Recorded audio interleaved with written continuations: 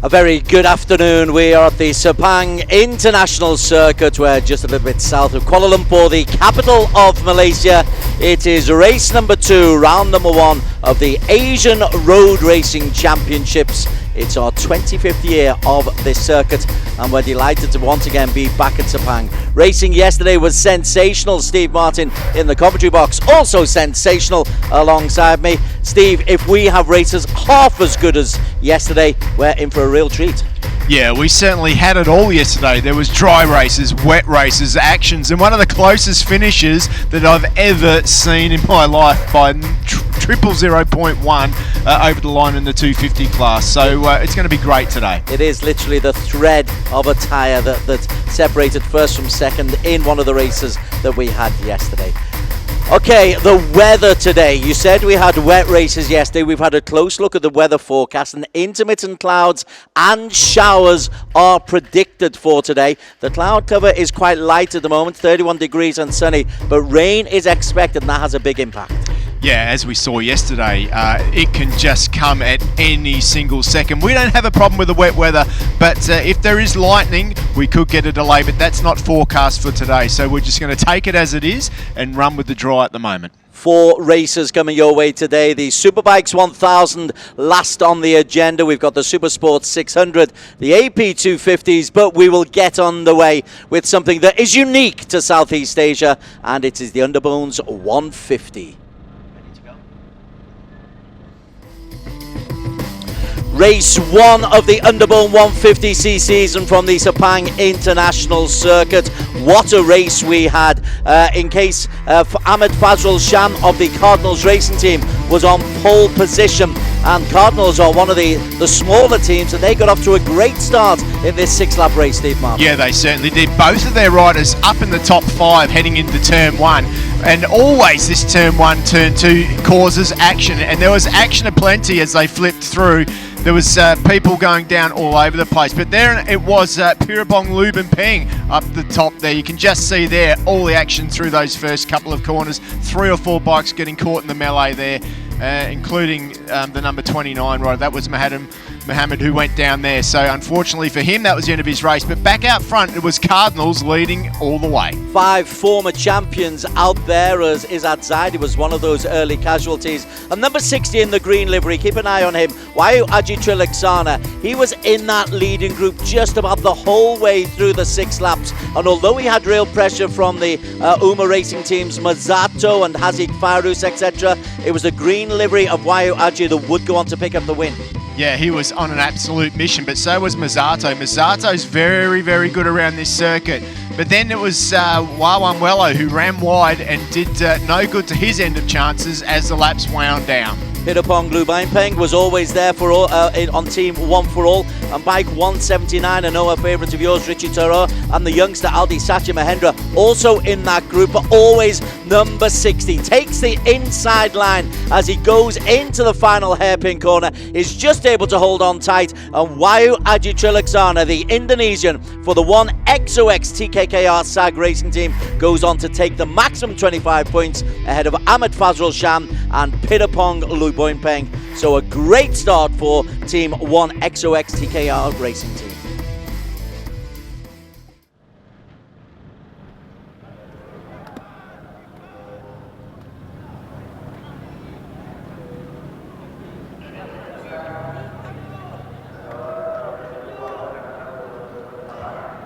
Race number 2 of the Underbone 150cc event. It's around this longer Sepang International Circuit. 5.595 kilometers long it is. The pit length 426.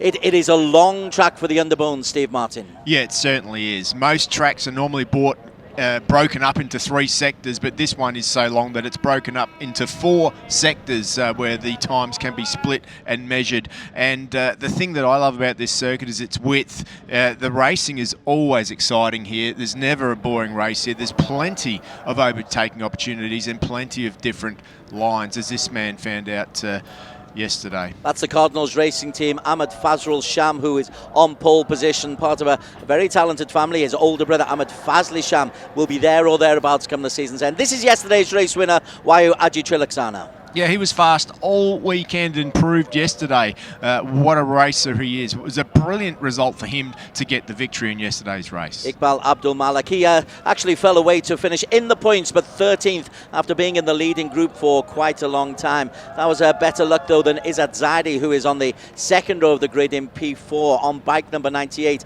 Izzat on the Yamaha. He crashed out and will at least want to finish today to get in the points. Yeah, well, that DNF yesterday cost him dearly. He's one of the guys that we fancy for the championship, as is this guy, Akid Aziz. He was up there at the front of the race as well, and he'll be looking forward to doing everything he can. He just missed out in the podium yesterday, was fourth, so I'm sure he wants to go at least one or two better. He's a former champion. This is Pirapong Luboy. We hardly mentioned yesterday, but he was there or thereabouts right the way throughout the race, actually coming up in third place. Then we have a look a little bit further down, Effendi Rosley on bike number 69 in the yellow and red. Easy to spot that livery. We're back on to where we should be. Another of the former champions, Gupita Krishna of the 4S1M Yamaha racing team. Yeah, Gupita Krishna, another hard charger. They're all hard chargers in this class, but he's definitely one of the guys, as well as this guy, Richie Taroya, who could be up there. We saw Richie Taroya yesterday. He was figuring brilliantly in the races,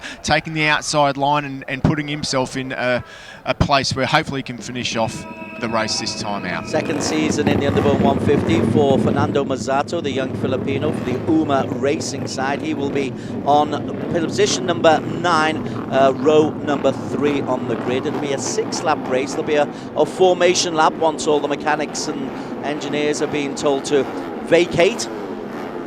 Formation lap. Actually had a casualty yesterday. I think it was Izzat Zaidi who went out, wasn't it, yesterday, because we had a little bit of water up on corner number 4, so that caused 1 or 2 problems. Today the track looks to be completely clear. Here is the starting grid. We've got Ahmad Fazrul Sham of the Cardinals racing team alongside yesterday's race winner from Indonesia, Wahyu Aji Trilaksana on the Yamaha, and Iqbal Abdul Malak from Malaysia on P3. 4 Malaysians in the front, 6 actually. Izzat Zaidi crashed out yesterday on the Yamaha. He'll be hoping for better today. Akid Aziz on P5. He's alongside Pirapong Luboympeng, who we promise to keep a lookout for today. Gupita Krishna, the Indonesian, alongside his fellow Indonesian Richie Taroya, both on the Yamahas. And then Fernando Mazzato, the best of the Filipinos, with the defending champion having moved up to 600 cc's this year. Haziq Farouz, one of my favourites, the teenager, is alongside Ahmad Fazli Sham and Wawan Wello. Then you've got Effendi Rosley, John Ingito, Hildan, who crashed out very early, Hafizada Supat, who was also out in the first lap yesterday, Adi Brosley, and Adli Tofik, who's in his first season in this competition. Faiz Zekri from Malaysia alongside Ayman Azman, and Aldi Secha Mahendra, who I know we like to keep a close eye on. And then row 8 is Iswandi Muis, Shazul Naim Razali, and from Philippines, Herwin Chan. On to row 9, Firdaus Hamdan, Hafiza Rofa, who's normally a lot better than that, and a debutant for the Vietnamese rider at the very tail of the 27 starters that we've got today. That's a rather congested grid, Steve Martin. Yeah, it's going to be an absolute cracker of the race. I mean, the race that we saw yesterday was classic Underbone racing. Expect nothing different today because of the way that this circuit produces its racing.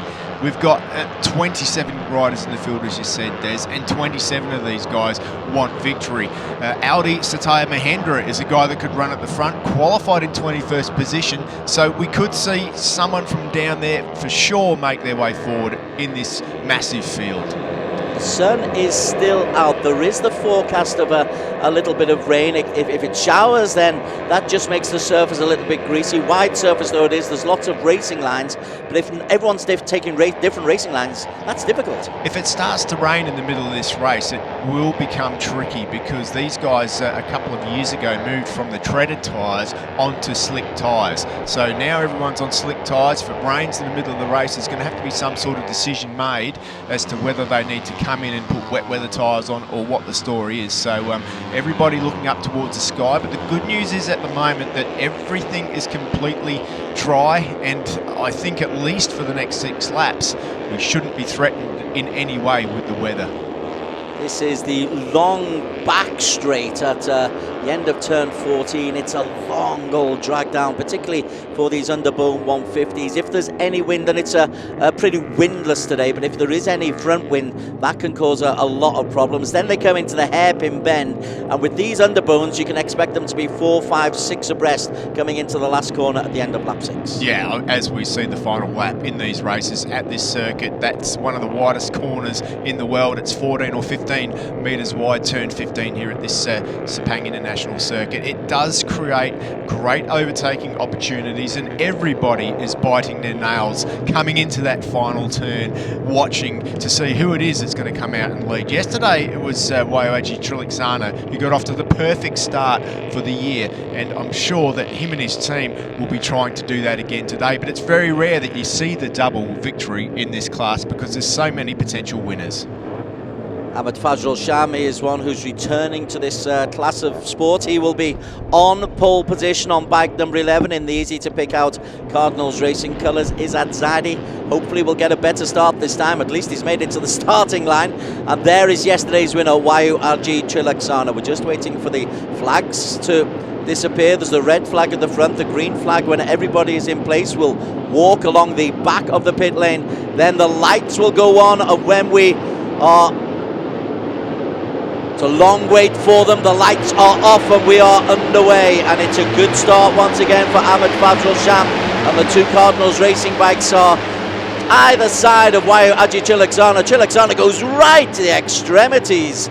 That is a strange old line for him to take him. Players going into the pit wall. That is a remarkable start, Steve Martin. Absolutely amazing stuff there. Great start. Waioaji there just in second position, so he got off to a pretty reasonable start off the front row.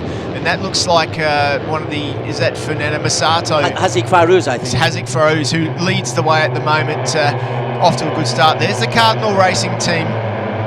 Just side by side, not quite as good a start as yesterday for them, but they're right where they need to be. Remember, fairly new team in the championship. Akid Aziz is also in that front area. That was a remarkable start. How close they got to the pit wall. It almost looked like they were trying to create space where there was none, as Waioaji Triliksana takes the lead with the Cardinals Racing team either side of him. Yeah, Waioaji just made a little bit of a mistake there out of turn 2, and it's Wawan Wello by the look of it who's had some sort of issue on that warm-up lap, or on the first 1 or 2 corners there. He's run wide, but he's put himself way out of it. He hasn't had much luck here this weekend at all. 12th he was yesterday, having been in the leading group for just a short time, as Waioaji Triliksana once again leads the Cardinal Racing team through. Akid Aziz is in that little group as well, bike number 13 with the yellow helmet for the Uma Racing team, and Pirapong Boingpeng on the red livery makes his way up the hill in 3rd place.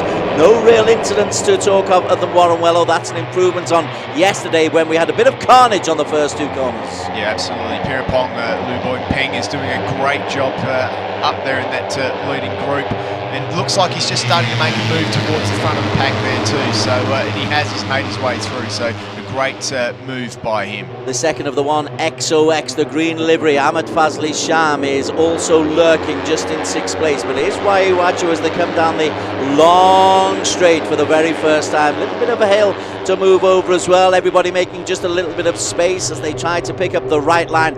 Weather conditions absolutely perfect. It's 49 degrees track temperature, but it's the Cardinals Racing who go in there, and Richie Thoreau will go into the hairpin on the tight corner, but Cardinals 1 and 2, Ahmed Fazrul Sam and Iqbal Abdul Malik will be leading the way through the end of the first lap. What a fantastic weekend for these guys, and it's almost side by side as they head over the start-finish line. Akid Aziz is up there 2 and 4th. Richie Toraya is in 5th position, but as we know, that can change, and it has changed. Is that Adjuwai who's already made his way up?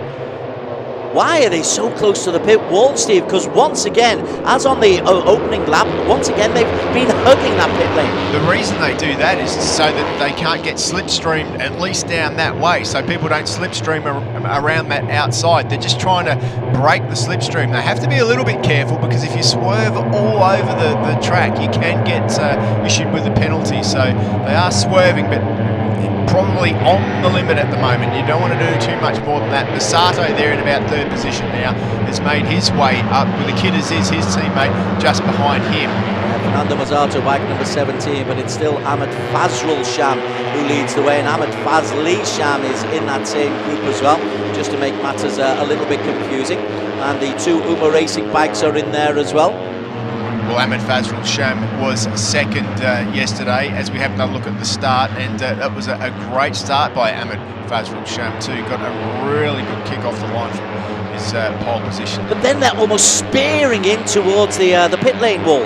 Yeah, look, there's Wawanwello at the back, I'm sure. Is that Wawanwello yes, who's just had an issue off the start line there? Certainly did. The Cardinals racing team looking on just a little bit nervously, it must be said. Not so sure why, because their bikes were 1 and 2 going over the line, and they're still in that front little pack, although it's a very tight pack. There were less than half a second from P1 to P9 as they went over the start-finish line at the end of lap 1. Yeah, pretty much this next, until we get onto that last lap, it's about surviving and staying in that front group. It's always the case in this class. No, not too much point about roughing too many people up. If you get caught up with someone and both of you fall off the back of this group, well then you're done for in this class. You need to pretty much stay there. Anyone in that top 15 riders or so that's in that leading group at the moment can still have a big chance of winning this race. Ahmed Fazli Sham with Richie Turo trying to come round the outside. Akid Aziz 13, Fernando Mazzato, white helmet, number 17 in there, but it'll be Wayu Aji Trilaksana who took the lead and then was taken on the inside by the Cardinals of Ahmed Fazli Sham. There's the two brothers side by side. Ahmed Fazli Sham leads Ahmed Fazrul Sham. They are 1-2. Brotherly love goes out of the window. It certainly will go out of the window if they collect each other, that's for sure. But it is side by side. It's Ahmed Fazrul Sham who leads the way at the moment. But up the inside, it's once again Wayoaji, who is so good on the brakes. He's got that thing just wide. You can almost count that if it comes into a braking situation, he's the bravest man out there on the brakes at the moment. And that is what you want to be at this circuit. The other teams, I can tell you, less than a second between 1 and 9. Mohamed Hildan, he's doing well. He's holding on at the tail end of that group. Debutant John Igito is in P13. Aldi Sacha a little bit further down in P14. But at the front, it is so congested. One rider we haven't really mentioned is Hazik Fairuz, bike number 27, black helmet, I believe, for Hazik Fairuz. He's got himself in that group and is there or thereabouts as always. Oh, he's exactly where he needs to be at the moment. He's staying out of trouble. If we're mentioning your name, you're taking lots of risks. So if you're in that group and we're not talking about you, you're probably doing everything right at the moment. But there's one of the riders down. It looks like Adli Taufik, yeah. So looks like he's had a crash, I would say, because he was just playing around with the levers there. Pretty easy to do at this circuit. Such a high-speed circuit. On the brakes again they go. As they come round onto this left-hander, it sweeps them up into a right-hander, up the hill as well. You've really got to ride this course, particularly going up the hill, as Ahmed Fazli Sham tries to stay close. Wayaji Trilaksana is there as well, but these Cardinals bikes have got the perfect setup for this weekend. Oh, it's one of the... One XOX, isn't it? Yeah. Now who? Vaizekri. Okay, that's the end of his day. Unfortunately, the bike being pushed off. You can see how disappointed he is, but luckily for that team, they've got a couple of other riders out in the race at the moment, so disappointment not yet for the 1XOX team. Wayu Aji Trilaksana seems to have a little bit of good front end speed as he drives through.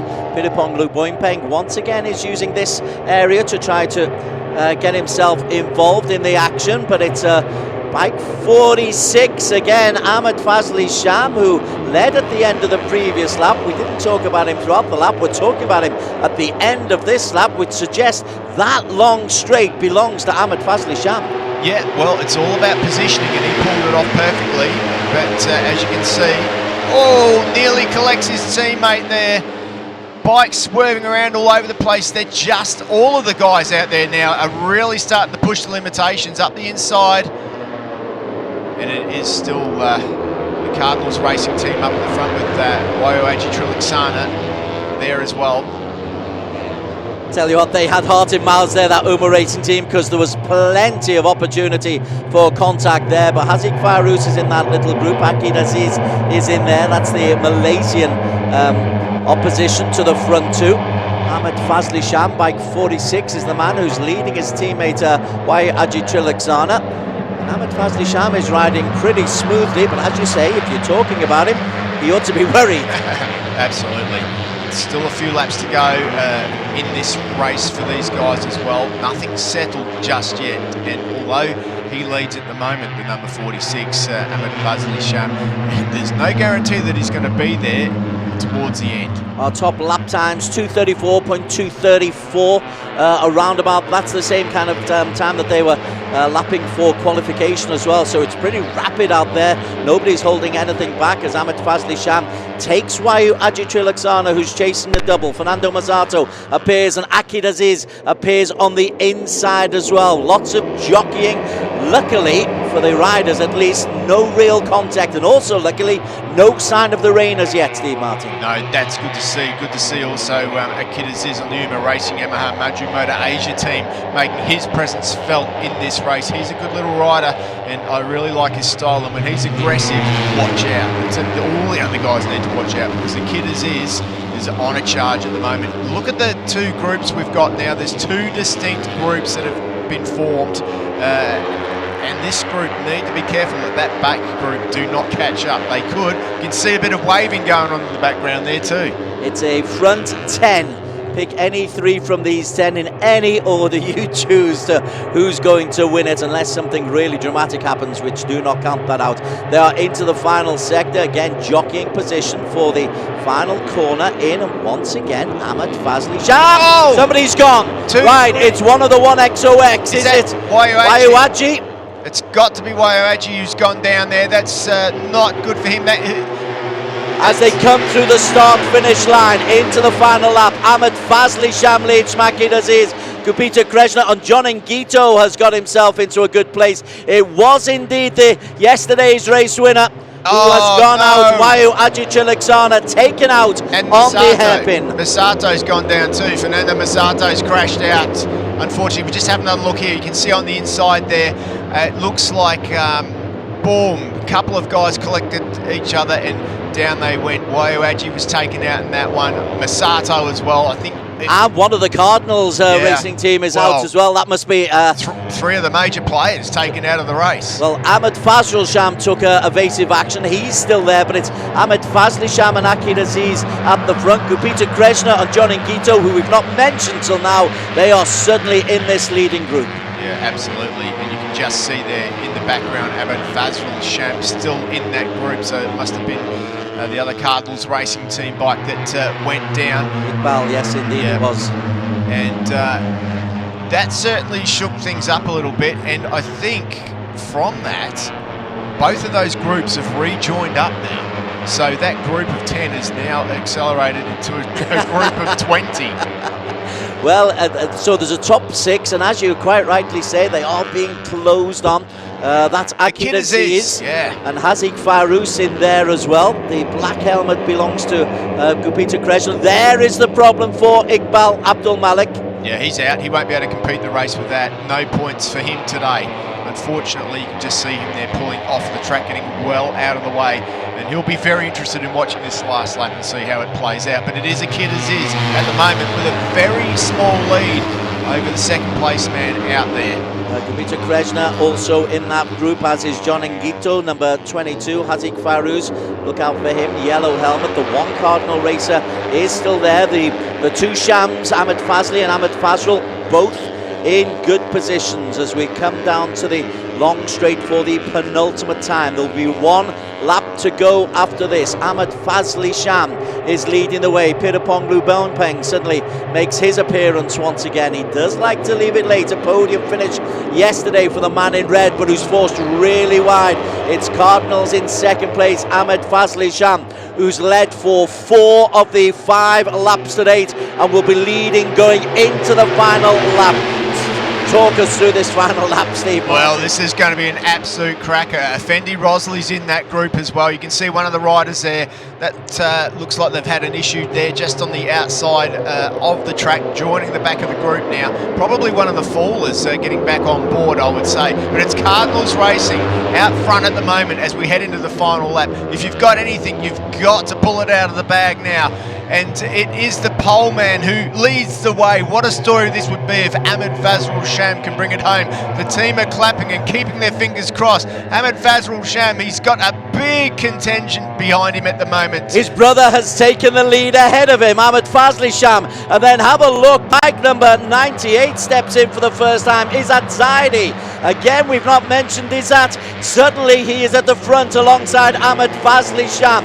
We are approaching the back end of the final lap of the Underbone 150cc race number 2, round number 1 at the Sepang circuit. Ahmed Fazli Sham in position, Steve Martin. This is an important race for the man second at the moment, Izzat Zaidi, as well, because remember, he didn't finish yesterday, didn't even complete a lap. He needs these 25 points. Not long to go now. He's got himself in the perfect position, but he knows he's about to get chewed up as they head down the straight. He swerves to the right as the others go to the left. It's Ahmed Fazli Sham who leads, but it's Izzat Zaidi who goes up the inside. It's almost like the last corner already, but they've still got a couple of kilometres to go, Des. Izzat Zaidi it is who takes the lead. He took the better line coming up the hill. Ahmed Fazli Sham had to slam on the brakes, and his brother right behind him, Ahmed Fazrul Sham in the Cardinals Racing.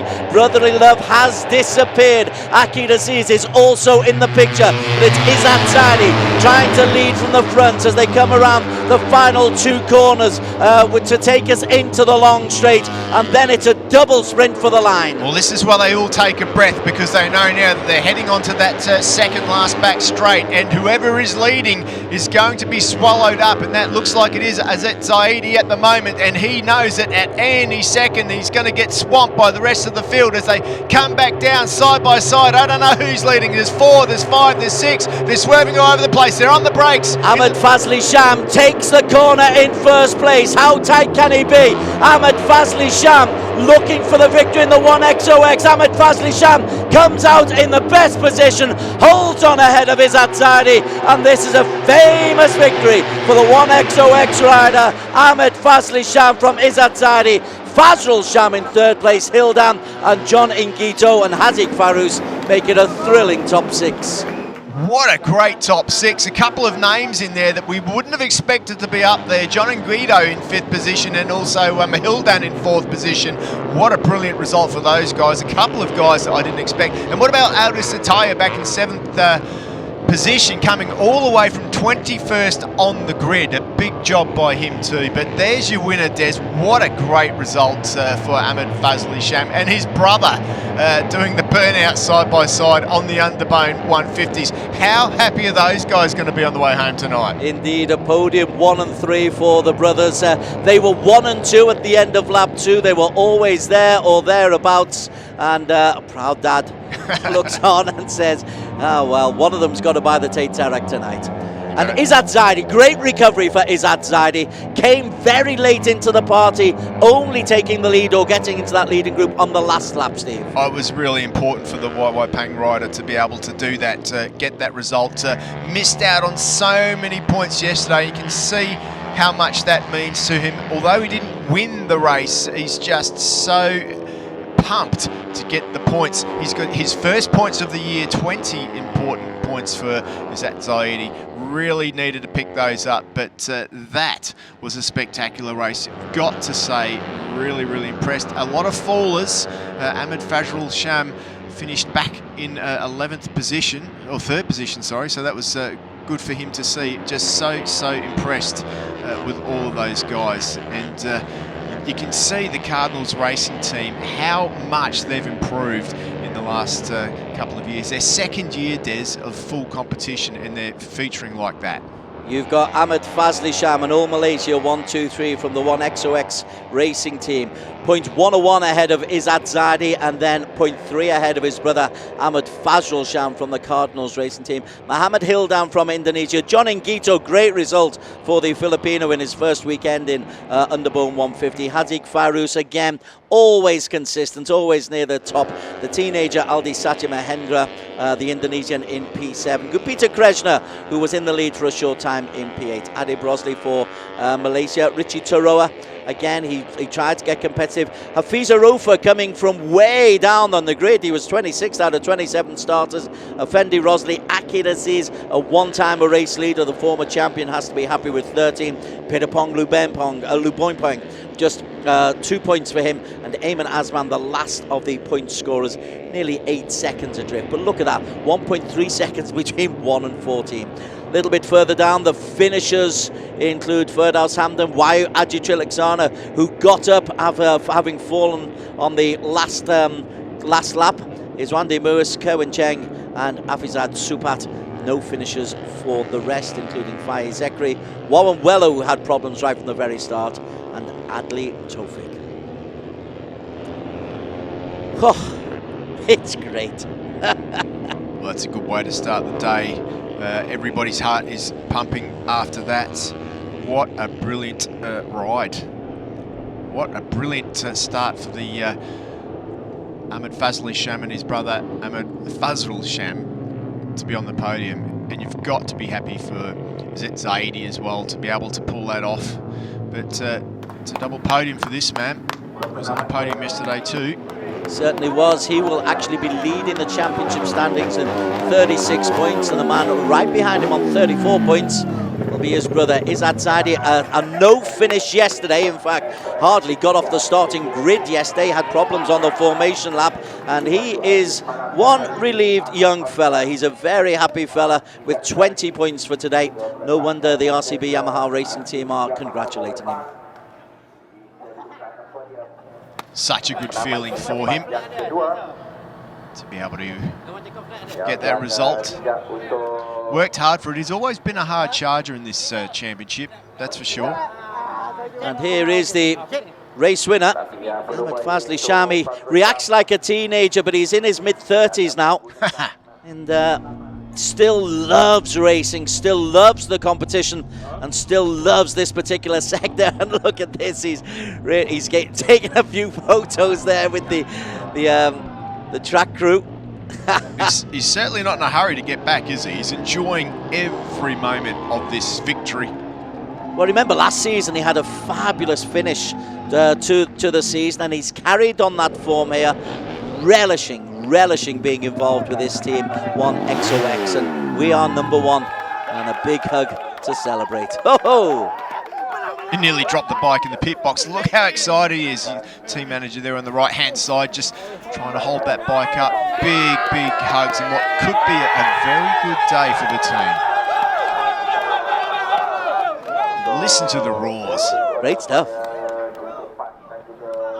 When the helmet is opened, the #1 is there. There'll be a big smile.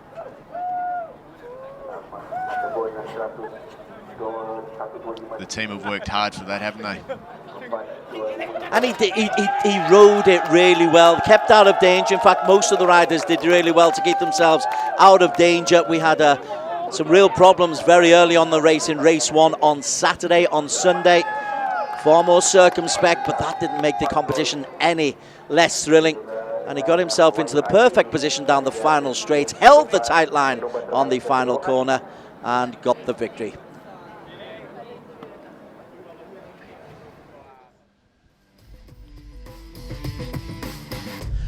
Race #2 of the weekend of the Asia Road Racing Championships, Underbone 150cc.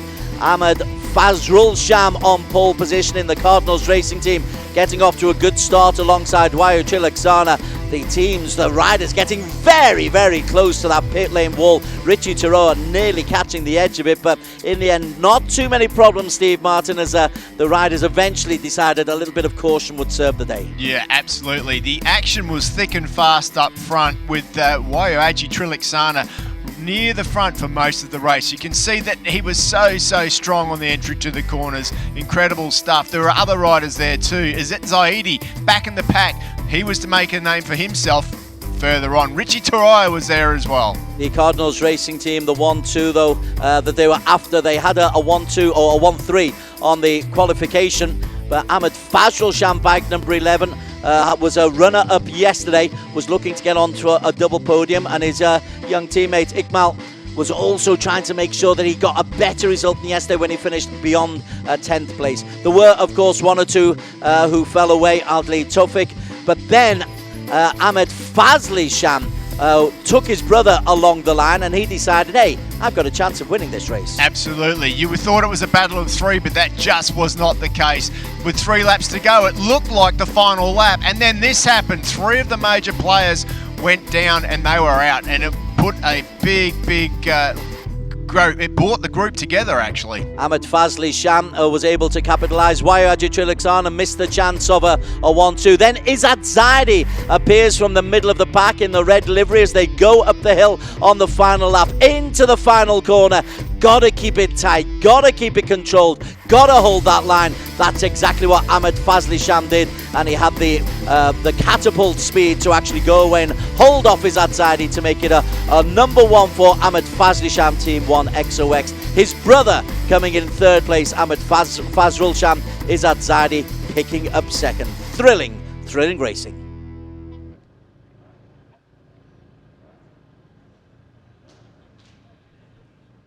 Podium ceremony for the Underbone 150cc Race 2. Coming in 3rd place today, Ahmed Fazrul Sham from Cardinals Racing Team. Coming in 2nd place, Muhammad Izzat Zaidi from RCB Yamaha YY Pang.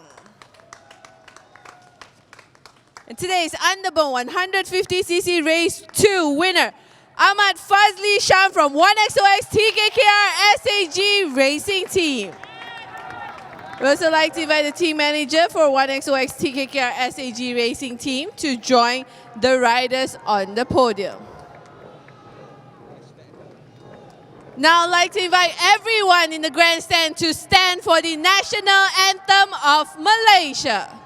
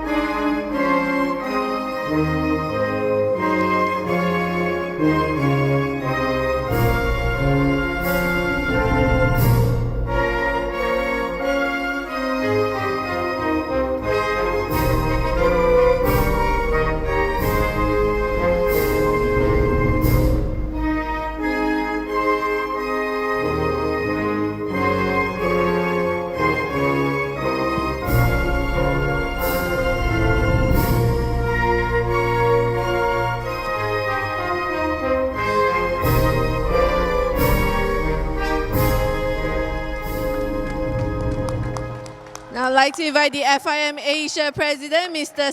Stefan Karapia, to present the riders with their trophies. Coming in 3rd place today from Malaysia, Ahmed Fazrul Sham.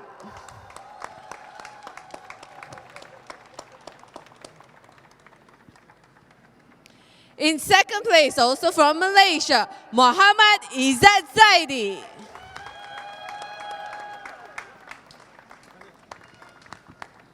And today's Underbone 150cc race winner from Malaysia, Ahmed Fazli Sham. And the best team award today goes to 1XOX TKKR SAG Racing Team.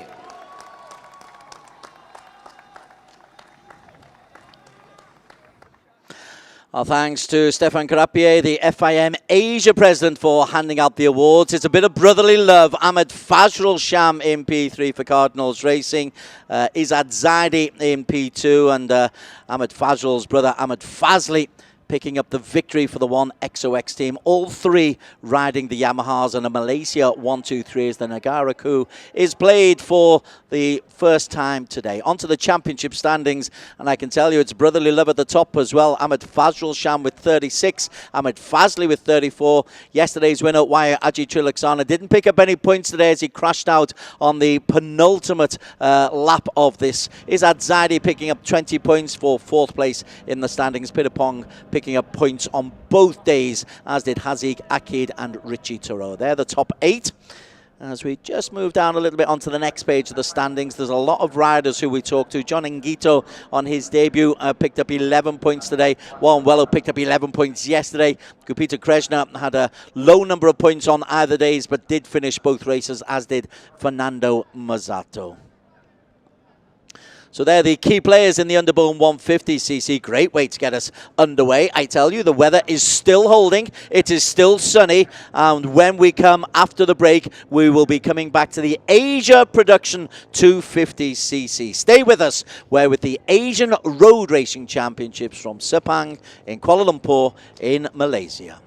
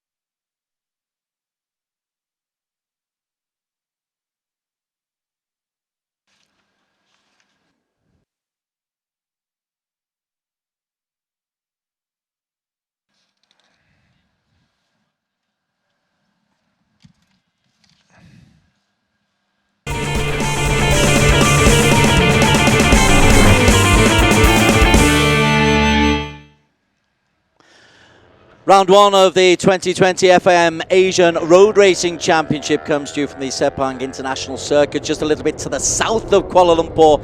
Fabulous international track. We are expecting a little bit of rain later on today, but at the moment it is still bright and sunny, and the trackside temperature is 51 degrees. Former World Endurance Champion Steve Martin alongside me, Des Corkill, in the commentary box. And Steve, conditions, we were expecting rain. They're okay for now. Yes, look pretty good out there at the moment. So I'm really happy to say to everybody that it looks like we're going to get through this second race, and the clouds are abating. The sun's shining even harder than it was earlier on today. So let's hope that the rain can stay away and we can get through today's program. It'd be really good to see some clean racing through this. So really looking forward to it.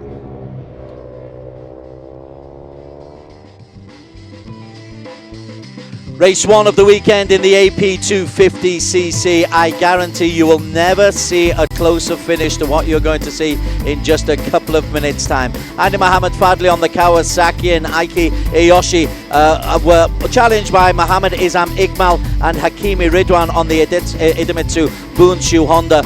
Those four pulling away from the rest of the field very early on, Steve Martin, and what a race they were to give us. It was almost team versus team, wasn't it, with the two team members there. We just at Furapong Malone on the TVS, staying up with them at the start, which was very impressive to see. But up front, it was the Kawasaki's versus the Hondas. Andy Mohammed Fadli, bike number 108. We were expecting this to be a race that was his to lose, and for a long period of time he was able to showcase his skills. However, those Bunshu Hondas just would not give up, particularly the work of Izam Iqmal, bike number 24. And Idlan Hakimi was also in that group as well, but we never really spoke about the number 19 until the last couple of laps. Well, that's exactly right. He was there or thereabouts, but it was Andy Fadley who started to break away and show the dominance that he had in qualifying. He was super fast in qualifying, almost a second quicker than the rest of the field, and yet back in the pack there was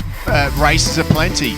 Certainly were races aplenty, including that TBS that we spoke about, their first full season for the TBS team from India, getting back to the front. This is when Hakimi Redwan made his move, and this is the moment for Andy Mohamed Fadley. The gear leverage rod broke, and that was game over for Andy Fadley. He's had a little bit of a gap there, but he knew that on the last lap all he could do was cruise around and hopefully get some points. That wasn't to be, but on the last corner, this is where the drama really is. You look at Hakimi. Don't look back, fella. Don't look back. Oh, you look back, but you're able to hold on by 0.001 of a second. That is the thread of a tyre.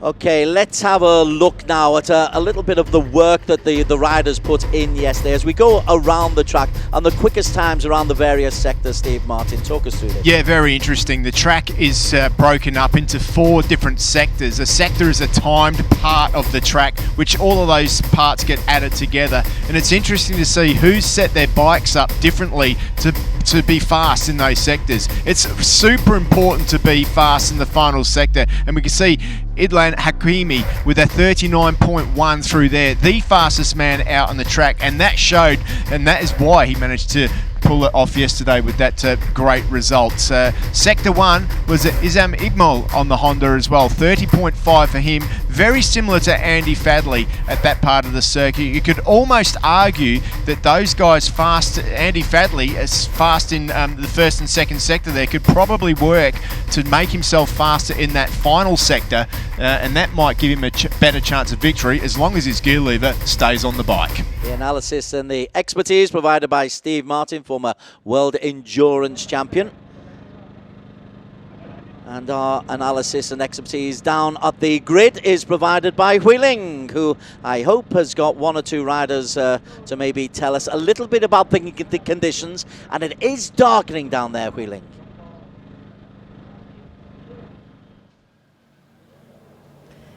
Thank you. That's down here on the 250cc grid with YU Nugroho. YU, your first 250cc race yesterday and you finished 4th. It's fantastic performance. How are you looking forward to the second race today?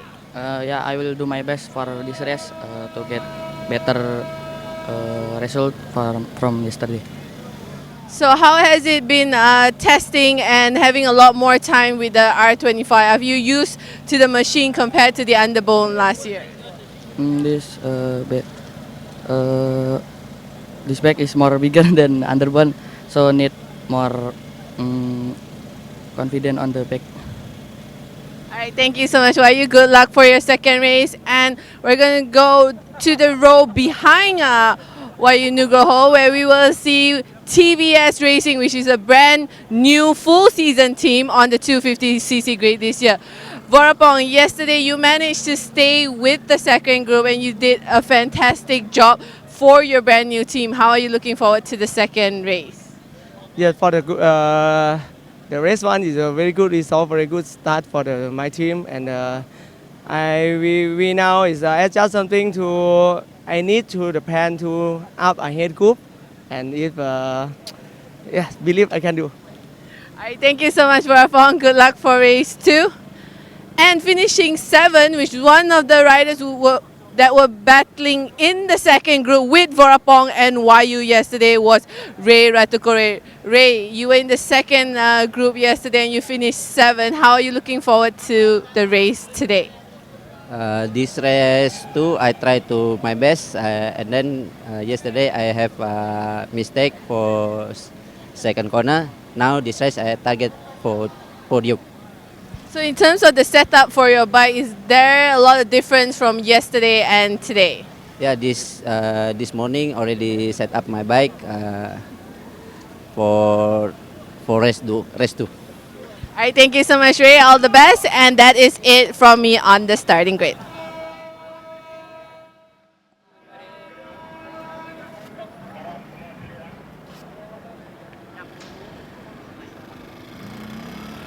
FAM Asia Road Racing Championship from the Sepang International Circuit. Round 1 of 7 for the season. Race 2 of this first round. Each of the rounds has 2 races going on, and we're going to take you around Asia and hopefully to Australia and Suzuka and to China as well.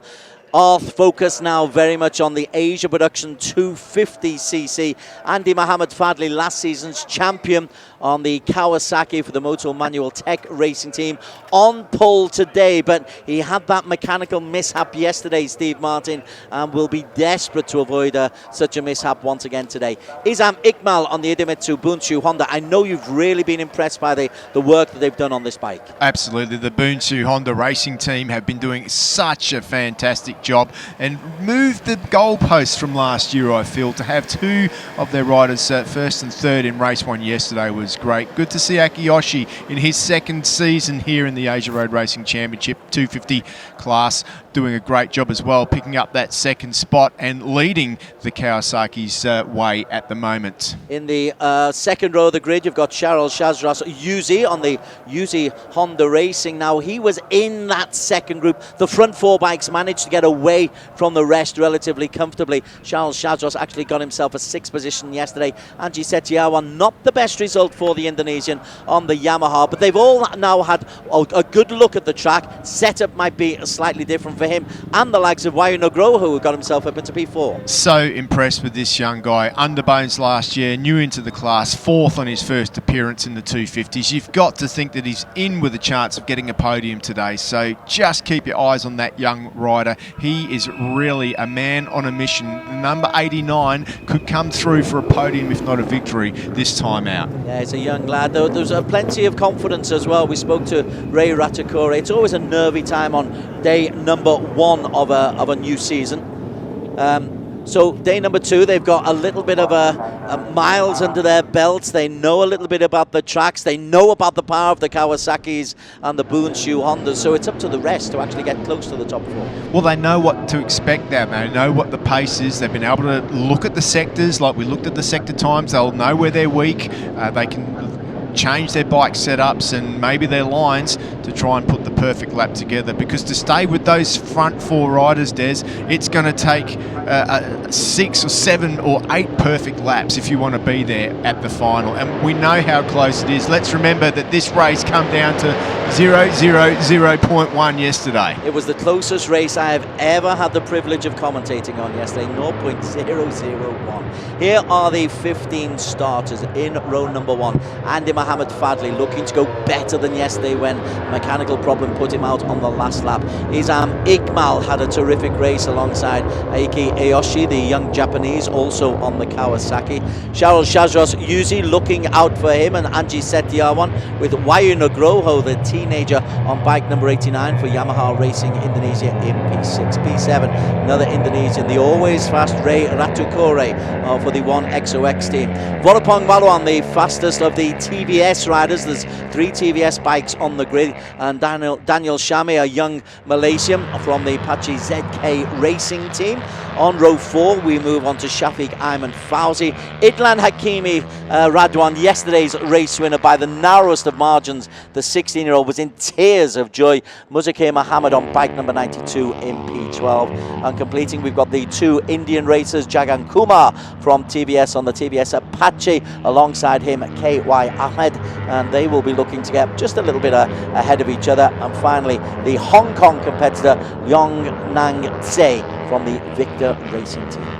Yeah, really looking forward to getting this one underway. It's going to be so exciting. Andy Mohammed Fadli, no points on the board. If he wants to win the championship this year, he can't afford to have another mechanical. He can't afford to have another DNF in any shape or form today. He really does have to come out and win this one. Akiyoshi getting some good points for Kawasaki though. Very, very impressive ride from him. Good to see. I'm super impressed. But as I said, there's a few guys out there that you need to keep your eyes on.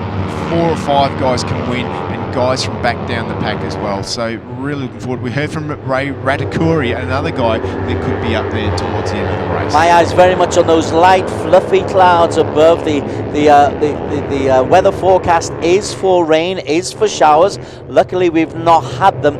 The worst thing for the rider, though, is if these showers suddenly appear in the middle of the race. Yeah, if that happens in this race, not as bad because these bikes are fitted with treaded tyres, so not quite as bad for these machines. 15 starters. The Honda camp looking composed at the moment. The Kawasaki, Andy Mohammed Fadli. Hopefully they've sorted out that gear problem. I believe it was a gear problem that he had that you called instantaneously. And just behind them, bike number 24 is Izam Iqbal. The young Malaysians on the Idemitsu Bunshu Honda team have certainly made their presence felt. It's a small starting grid, just 15 riders, so contact should be kept to a minimum. I use that advisedly.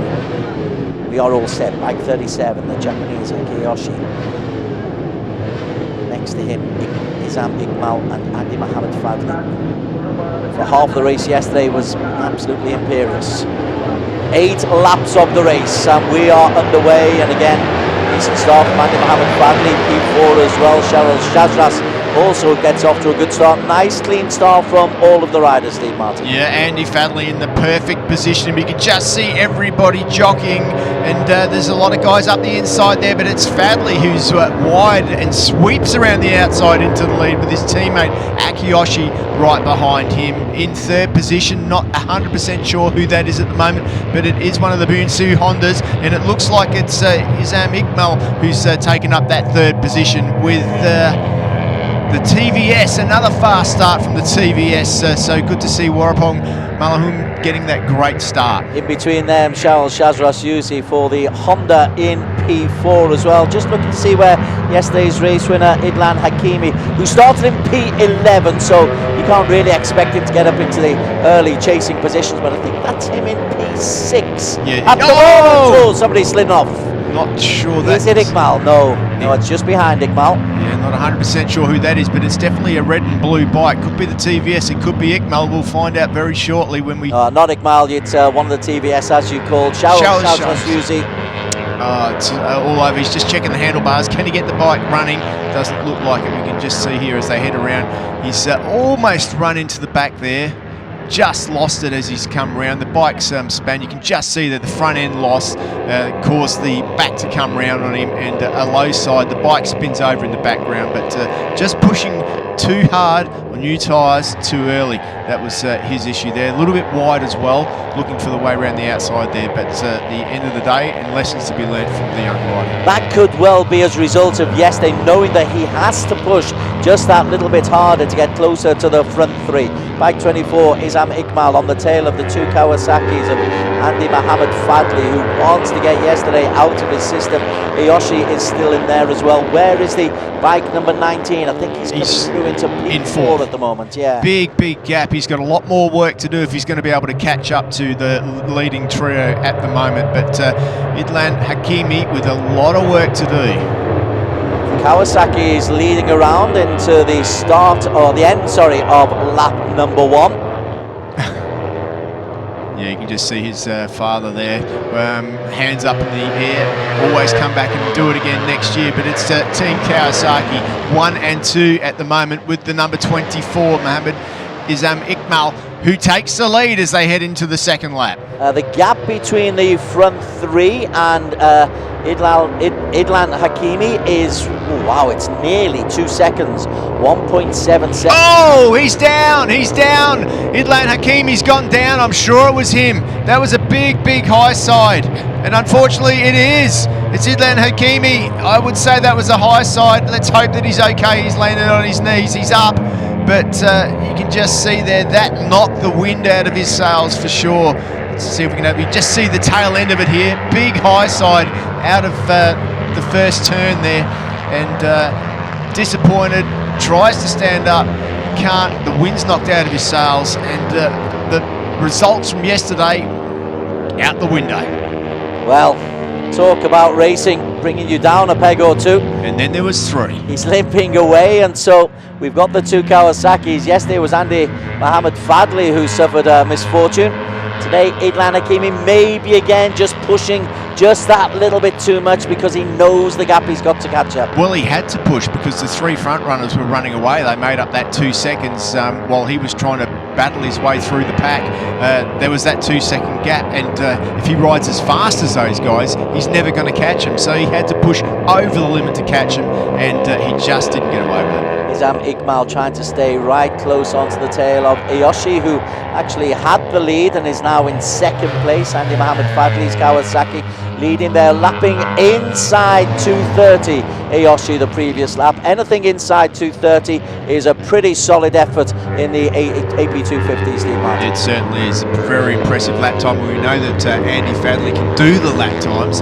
The issue is that can he get his bike to the finish line? Sometimes, I mean, if he's just jamming on that gear lever, that rod's made out of aluminium, perhaps he pulled the thread out, you know, just trying too hard. He's got to look after the machinery too. So Andy Fadli, we said it yesterday, it's his race to lose. Well, he lost it. Today he can't afford to let that happen.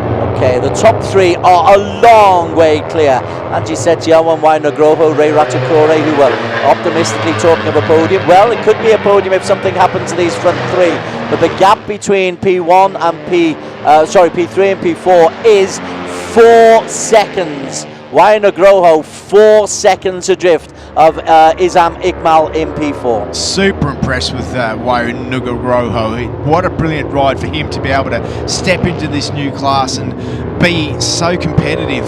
Sure, he's not up with that absolute front-running pack, but he's around these guys, and he said to one, Ray Ratakuri, Vorapong as well, guys that have got experience, and he's learning all the time. Remember, this bike's a lot different to the bike that he had last year. There's the first of the TVS's, bike 146, Vorapong Malwan, the tie on the Indian make bike.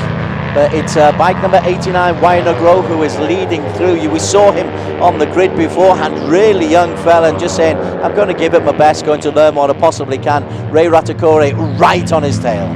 Well, there's still the chance that this could be the battle for the podium, because we've got 3 guys up front that are battling. Anything can happen there, so these guys have got to make sure they're in the right position as they head into that final lap. Daniel Shami also in that group, a young Malaysian, trying to make sure you get some points under your belt, make sure you're relatively competitive going into race number 2, race number 3, round number 4 of the season. Well, and also it's important to prove to yourself that you can be competitive with these guys. You know, like you can then think if you're racing with a guy like Ray Ratakuri one weekend and he wins the next weekend, well then you can say to yourself, well, I can win if he can win. So it's really important for these guys to be able to battle, because just because they're in this group now, this is definitely not the way it's going to be for the rest of the year. There's going to be plenty of racing to come in this class, I'm sure. This is the battle for P4 that we're focused on just for a little while. In the distance you can see 1, 2 and 3 getting away from Ray Ratakuri. There is the distance. It's almost a third of this long straight. It's the 2 Kawasaki's still leading the way. Ayoshi goes on the inside. Andy Mohammed Fadli just goes in the slipstream, and holding on is Izam Iqbal. These were 1, 2, 3 in terms of qualification. They're 1, 2, 3 as they come across the start-finish line with 5 laps to go. Ayoshi just a nose ahead of Andy Mohammed Fadli with Iqbal beyond. After that, the gap was 4 seconds. It is now 6 seconds. This is very quick from Ayoshi, Andy Mohammed Fadli and Izam Iqbal. Fastest lap by Akiyoshi that time through, 2:26.5. That is very, very quick. That's quicker than qualifying. They did a 2:26.547 in qualifying, so quicker than qualifying time now. Back onto the battle for P4. Wainagroho, the young Indonesian. In fact, it's nearly all Indonesia. Wai Nugroho, Anji Setiao on bike 96, and Ray Ratakore. We're back with the leading three here. And Izan Iqbal's being quite cute here, Steve Martin. He's not trying too much. What did you say, Des? He comes in shot. He's not trying too much. He's, I'll tell you what he is. He's looking pretty smooth out there, and Andy Fadley won't like that move at all. He'll be shutting that down rather quickly, I would have thought, because Fadley wants to prove that he's, remember, last year's champion, and he wants to prove why he's last year's champion as well. He'll be giving it everything he's got to get back past. Let's have another look here. Just dives up the inside, gets on that lean angle, takes the perfect inside line, leaves Andy Fadley with nowhere to go. Fadley has to stand the bike up a bit, and you can see the Kawasaki team there. Some of them having a little chuckle, and some of them just keeping their fingers and chewing their And he's gone and taken the lead, has Izan Iqbal. Talk me through his psychology. Is he just trying one or two things out, or just telling the Kawasaki boys, hey, it's not just you two are out on the track here? I think he's just trying to rough things up. It's a little bit 2-on-1 here at the moment, Kawasaki versus Honda, so he needs to just let these guys know that they can't afford to back off. And up the inside, he has another look. He's trying some different lines as well, which is good to see, to try and get the drive out onto the straights, pushing into the corners, doing everything he can to keep the pressure on the guys in front, because when the guys in front feel pressured, they're more likely to make a mistake, and that's what he wants. He's not got the straight line speed, but he has a look on the inside, brakes very late, takes the inside line, not quite able to hold it. Or maybe he is actually. That's good work from Izan. He will come through in P2 behind Andy Mohamed Fadley. It'll be 4 laps to go at the end of this, so we are midway through this fascinating race where yesterday's race winner has already crashed out. These front three look like they're going to compete for the podium places, but you never say... Oh, he's gone wide. He's gone wide. He's really starting to push now. Iqbal pushed way too hard into turn one, managed to gather it up, but if he makes a mistake and loses half a second, he's going to be in big trouble, because this group is on lap record pace. If you lose a half a second in this group, to catch him back up, going to be difficult.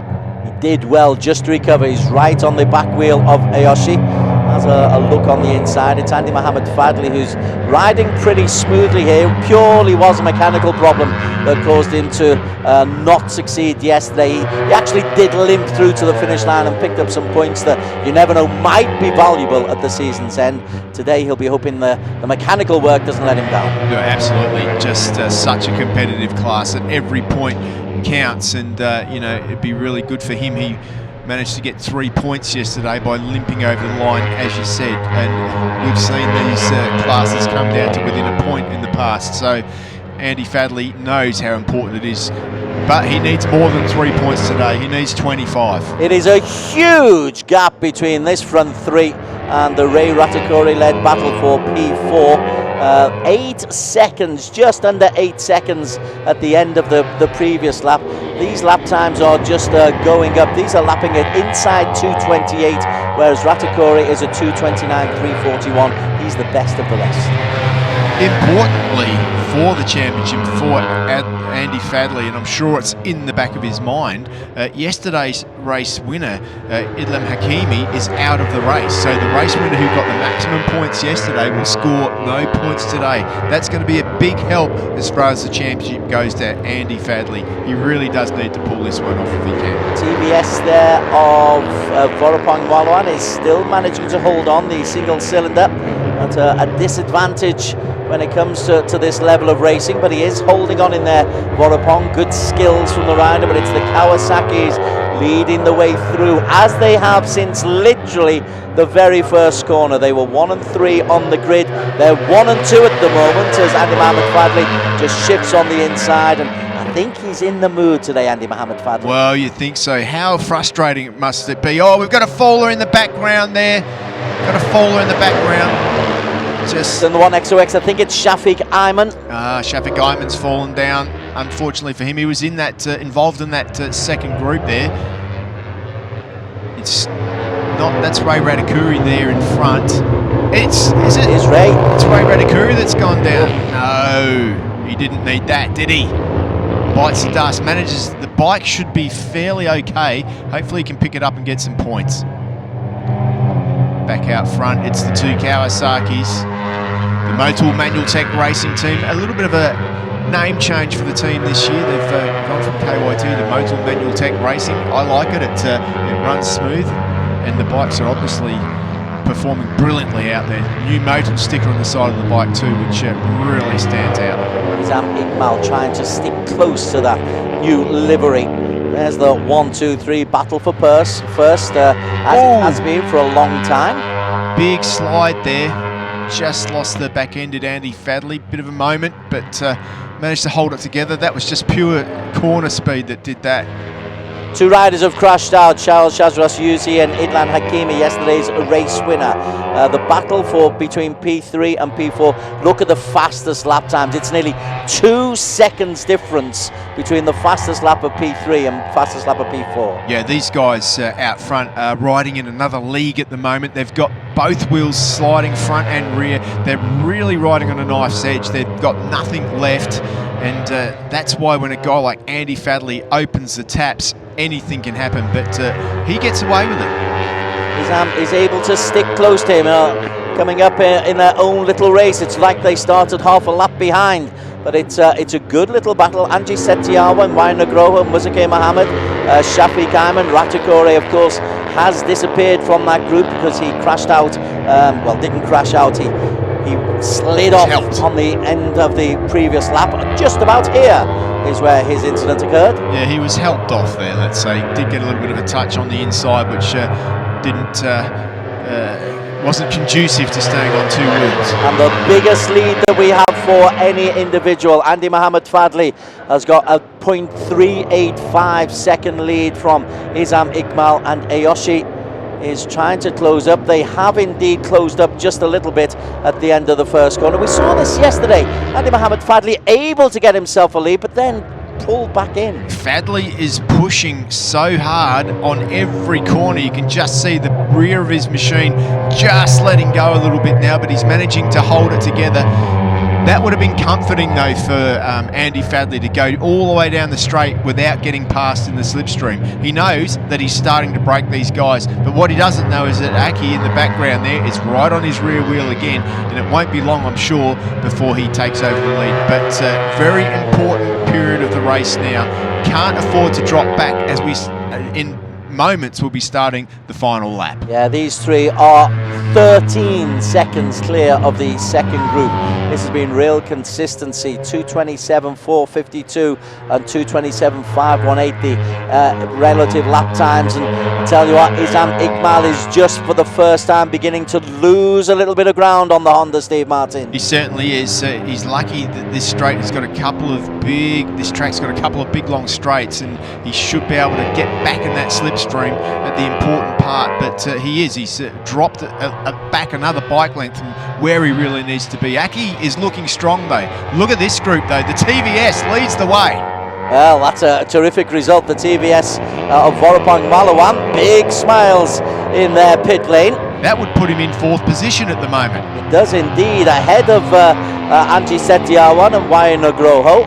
A long way behind 1, 2, 3. You never know though, if something untoward happens at the front, there could be a podium for whoever is on here. That is perfect, and that is why he needs to push so hard. Vorapong doing a brilliant job out front at the moment on that TVS. Brand new into the championship this year. A couple of wild cards last year, if I remember correctly. But now things are starting to get serious as we head into the last lap with these three front runners. Yeah, this is the final lap, eating a little bit of dirt there. A lot of dirt indeed for Ayoshi, but he's got away with it. But that might just leave a little bit of debris on the back wheel. You never know. It could just lose a little bit of grip as they come into the corners. It's a 1, 2, 3 for Mandy Mohammed Fadli and Ayoshi, who's just set a really fast lap, and Isam Iqbal. Final lap of the race. Yeah, Yoshi, even running onto the dirt, did a fastest lap of the race, a 2:26.2. The boys are really flying now. That's 0.3 quicker than their best lap in qualifying under race conditions. Around the back, the TVS goes around the outside. He's in 5th place is Vorapong. We're keeping a close eye on that. He's ahead of behind Wayan Nagroho. Shafiq Ayman Fauzi is also in there. but it's the Kawasaki's who threatened to do this yesterday. They threatened to pull away.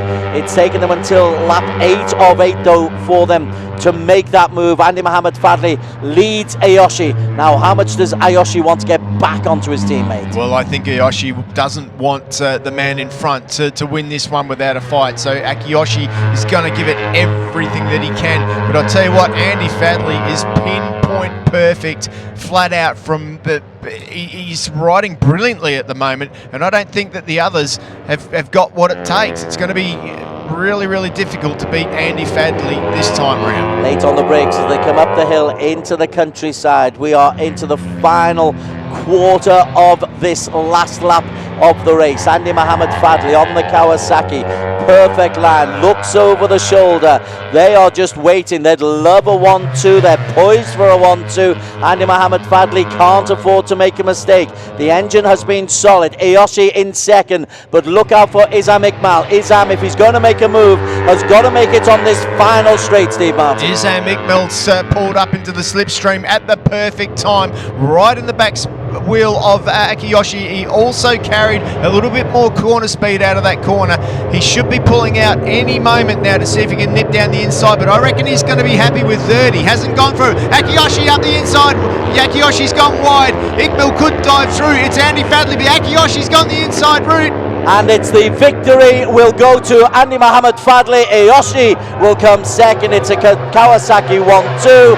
And Izam Iqmal, good weekend for him. He finishes in P3, but that is perfect for Kawasaki. Let's have a look at the race for P number 4. The TVS is still in that little battle, but it looks like it's going to be bike number 89, Wayuna Groho, who comes through ahead of Angie Setiawan, or as the TVS got there, Vorapong in P5, Angie Setiawan P6, Muzakir 7, Shafiq Ayman and Daniel Shami making it down to P9. Really good race for P4. That was a sensational race for P4. Vorapong seemed to pass 4 or 5 people on the one corner there, so pretty impressive stuff for him. But there's your 3 standout performances of this race. Andy Mohamed Fadli, Akiyoshi, what a brilliant result for him. Fastest lap of the race for him at 2:25.6. That is seriously moving and way faster than their qualifying. Mohamed Izam Iqmal as well, really good ride for him. The Idemitsu Bunsu Honda Racing team, what a result. Andy Mohamed Fadli taking this one relatively comfortably ahead of his teammate Ayoshi by 0.120.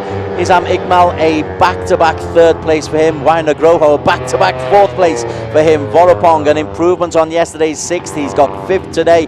Angie Setiawan, Muzakir Mohammed and Shafiq Ayman Fauzi completing the top 8. That battle from 4 though down to 9, really close. Daniel Shami at the tail end of that on his Kawasaki, but it's a good performance from Daniel Shami. Ray Ratakoru recovered to finish ahead of Jagan Kumar and KY Ahmed, as well as Sei Leong Nang.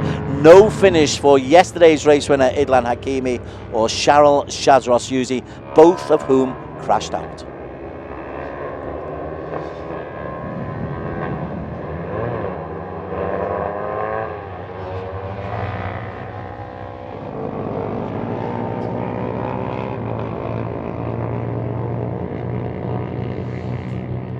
Okay, so as the riders make their way back into the Parc Fermé area, that was, I think, what we expected yesterday for Andy Mohamed Fadli, that kind of powerful, impressive, from the front leadership. Yeah, absolutely, and he just got faster and faster towards the end of the race. I mean, his lap times were 1 or 2 seconds slower than the qualifying for the first part of the race, but then towards the end he picked that pace up and he ended up being over a second quicker than the times they were doing in qualifying. So very impressive riding for him, and that's why he's a proven champion.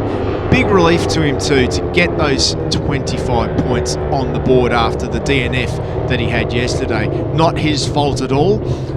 So, you know, a good start to the year for him, although he will be not too happy about what happened yesterday, but on the board. Akiyoshi, great start for him though, and it wouldn't surprise me. He's got to be figuring right up at the front of the table as far as the points go. So when those points are available, I can't wait to find out where he is. But Andy Fadley, what a deserved winner. He's such a nice guy too. He's really a nice guy, and you know, he'll have a smile on his face, and we can be assured that Fujiwara, the team manager, will be there to give him a big hug and thank him very much for the hard work that he's put in. But you've got to say the Idemitsu Bunsu Honda racing team, brilliant job from them this weekend, Des.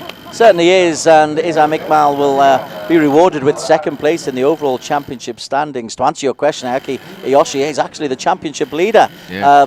Back-to-back second places, 40 points.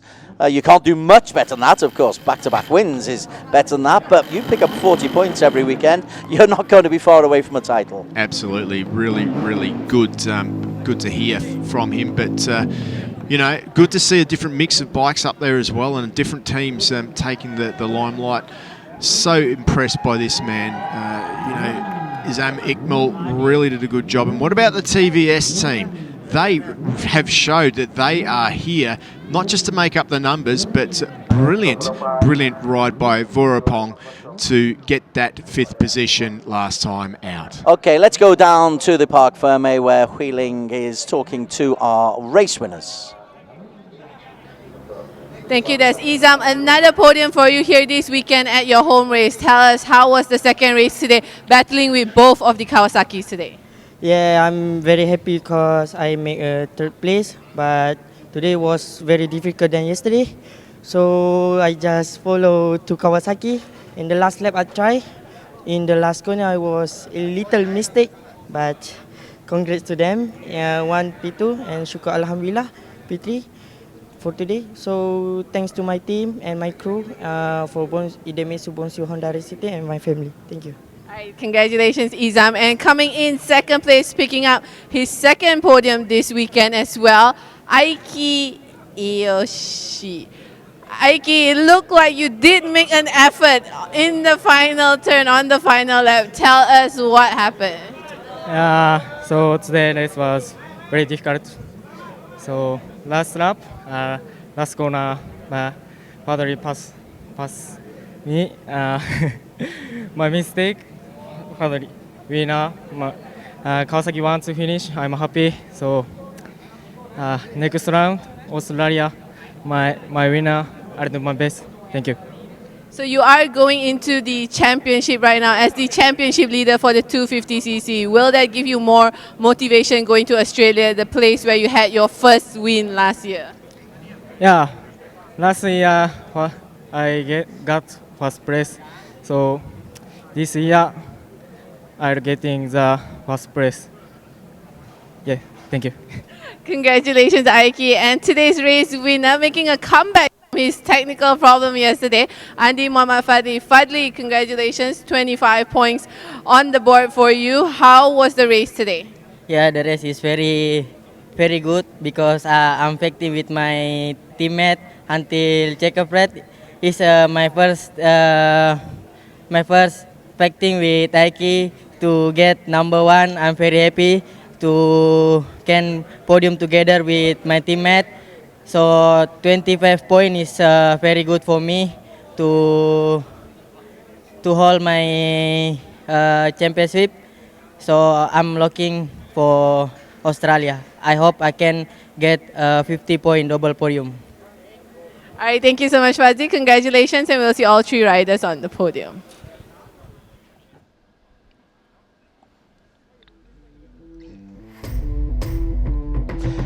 Asia Production 250cc race number 2 of round 1 of the season from the Sepang International Circuit. Andi Muhammad Fadli on pole position, and Andi Muhammad Fadli getting off to a really fast start. He was red hot favourite coming into this race, but as he was yesterday, this time, Steve Martin, he delivered the goods. Yeah, he certainly did. He got off to a brilliant start with Akiyoshi just behind him, and both the Bunsu Hondas right where they needed to be too. The TVS, as we saw, the Apache machine was right up there, but then yesterday's winner crashed out. What a disappointment for him. Cheryl Shizeris had work to do. Sorry, that was Cheryl Shizeris that crashed out, but early on for him. But yesterday's winner would cross out Idlan Hakimi, just as he was trying to do exactly what Cheryl was doing, maybe push a little bit too much. That was his dad. In the meantime, these two are pulling away. Ayoshi 37, Andy Mohammed Fadli 108, and in the tail end, as we come into this shot, I think you'll see there's a real problem for Idlan Hakimi just as he pushes too much, and this is roughly where we're going to see him disappear. Yeah, that was Idlan Hakimi who crashed out, and that was a big crash, and a little bit different to the race that he had yesterday with such success at the end for him. But that left 3 riders up front, and it was 2 Kawasaki's versus a Honda. And boy, was it on. Andy Fadley was getting faster and faster as the race went on. They went quicker, Des, than qualifying. That's how fast they were out on track. In the meantime, there was a really good battle for P4, but the battle was too intense for Ray Ratakore as he was just forced a little bit wide, tried to come back inside, took a little bit of a knock. Ray Ratakore would finish down in 10th place. Up at the front, though, into the final lap, and these 3, Andy Mohammed Fadli looks like he's going for the win. Ayoshi makes a cheeky little attempt on the final corner to try and understeer him, unable to do it. Andy Mohammed Fadli it is who races away to pick up the victory that he thought was his yesterday, that he has picked up today. A Kawasaki 1-2 and an overall championship lead for Ayoshi. In the battle behind them, Wayne Nagrohu coming in 4th.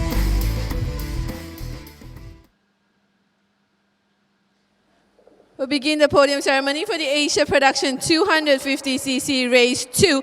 Coming in 3rd place today, Mohammad Izam Iqmal from Idemitsu Bunsu Honda Racing Team. In 2nd place, Aiki Iyoshi from Motul Manual Tech Racing Team. And today's race winner, Andy Mohammed Fadli from Motul Manual Tech Racing Team. We also like to invite a representative from Motul Manual Tech Racing Team to join the riders on the podium.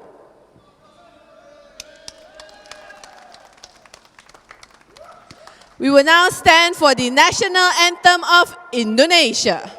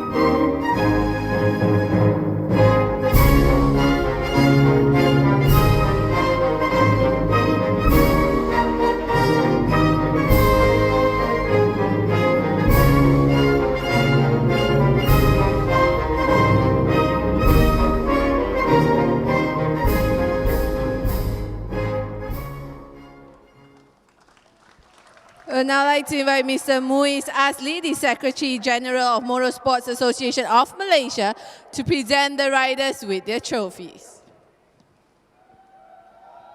Coming in 3rd place today from Malaysia, Muhammad Izam Iqmal.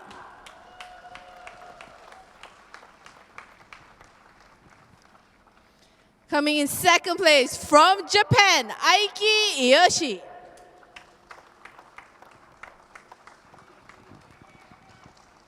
And today's 250 Race 2 winner from Indonesia, Andy Mohammed Fadli.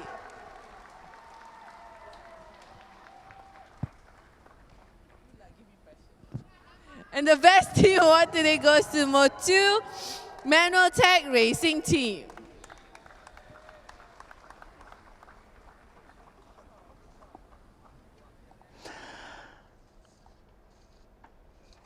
Oh, thanks for the prize winning handing out by Mr. Muiz Azli, the Secretary General of the Motorsports Association of Malaysia. Andy Muhammad Fadli for Indonesia picking up the 25 points. Izam Iqmal in third place for Malaysia. And Ayoshi of Japan on the Kawasaki in second place. What that means to the overall standings after 2 races of the 14-race season. Ayoshi, 40 points. That's a really consistent weekend. Second and second, terrific to have. Izam Iqmal, again, third and third for him. Very consistent, picking up 32 points. Andy Muhammad Fadli with a win and 3 points yesterday. Wai Nugroho, 2 fourth-place finishers. Movement to fourth place ahead of yesterday's winner, Idlan Hakimi, the 16-year-old, crashing out today. Vorapong on the TVS, very, very competitive. The 34-year-old on 21 points. The Malaysians, Muzakia Muhammad and Shafiq, are in 7th and 8th respectively. Indonesia's Anji Setiawan and Ray Ratikori, who always entertains, on 15 points. Down below them, Daniel Shami on debut and Charles Shazras, who crashed out today. Jagan Kumar and the Indian KY Ahmad on the TVS Racing have all picked up points, as has Leong Nang from the Victor Racing Team and Hong Kong. So 2 races down, 2 to come, and there the big boys are just warming up their engines. After the break, we've got the SuperSports 600, and still we've got the Superbikes to come, and still, ladies and gentlemen, there's a threat of rain. There is plenty of drama to come here at Sepang. It's the Asia Road Racing Championships Round 1. We're coming back to you in 2 minutes' time.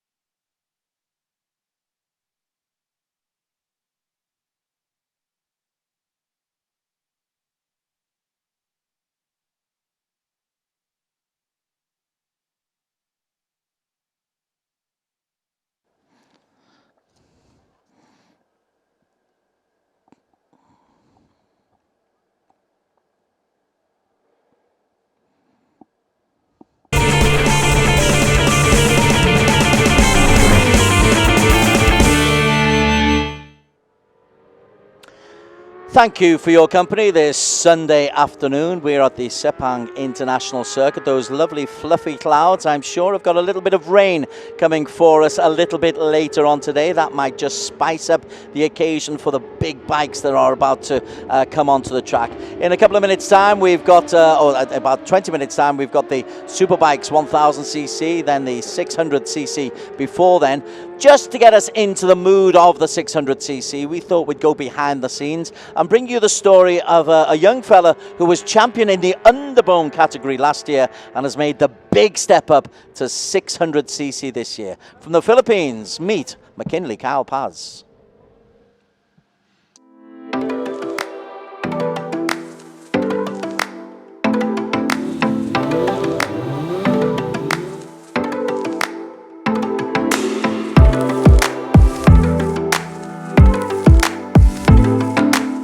very happy to be the first Filipino rider to win the title in a UB 150 in ARRC. It was a dream come true for me, and I'm happy to make my country proud of me. The stats and history of this long series are available for your enjoyment. McKinley Kalpaz, the first Filipino ever, and what a way to do it. I still don't think, Steve Martin, he believes that he's champion. This is our champion, McKinley Kalpaz. First, when I tried in that testing, I make big adjustments because last year I was in UB 150, and now big step SuperSports 600, and I adjust my riding style. But I'm still happy because every session I improve my lap time and getting familiar in the bike.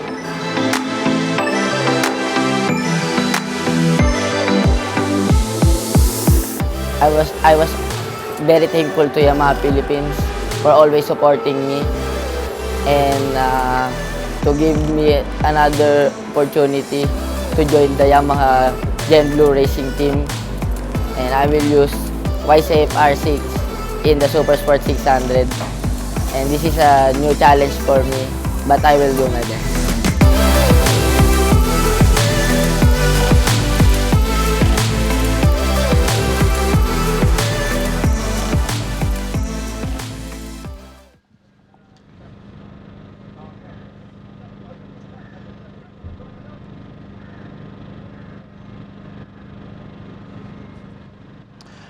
Race number 1 of the season in the SuperSport 600cc. Best of the highlights coming your way. The Sepang International Circuit absolutely resplendent ahead of this new campaign, and a great start off the grid for Adam Norodin, formerly who used to race for the Sepang International Circuit, now for an independent team. The bike number 77 looking really strong at the start of this 10-lap race. Steve Martin. Yeah, Adam Norodin was absolutely on the march out in front, leading this pack, and we thought that he had the pace to stretch the group away, but that wasn't to be, because it started to close up behind him, and Azroy Hakim was doing everything he could to get right up there. Yeah, the Bunchu Honda Racing Team and the Yamaha Gen Blue Racing Team of Afif Amran, always in the right place at the right time. Also dragging along with them bike number 32, Helmi Azman. And so what we thought would be all about Adam Norodin wasn't about him at all in the end. No, not at all. The Hondas are back. They're strong in this class, and they were able to pull him back. But then that happened. Bang!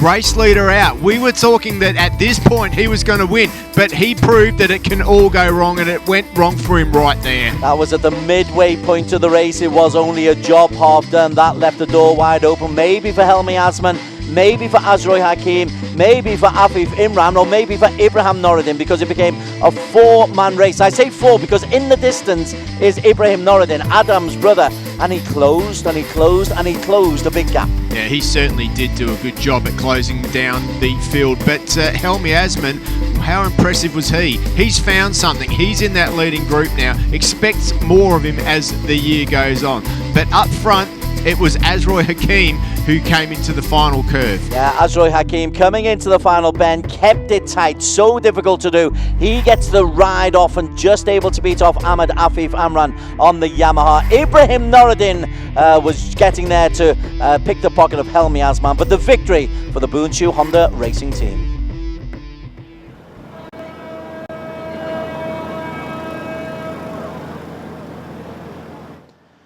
Okay, let's go down onto the grid where Hui Ling, the hard-working reporter for us, is talking to Japanese rider Soichiro Minamoto.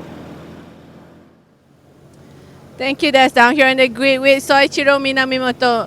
Not too bad of a first race yesterday, but I'm sure you want to be with the front group today. How has your week been here with the SuperSport 600cc for the first time? Yeah, this circuit is so very difficult for me, and but yesterday can follow the top group. This race 2 is must follow the top, and I try to battle for P1.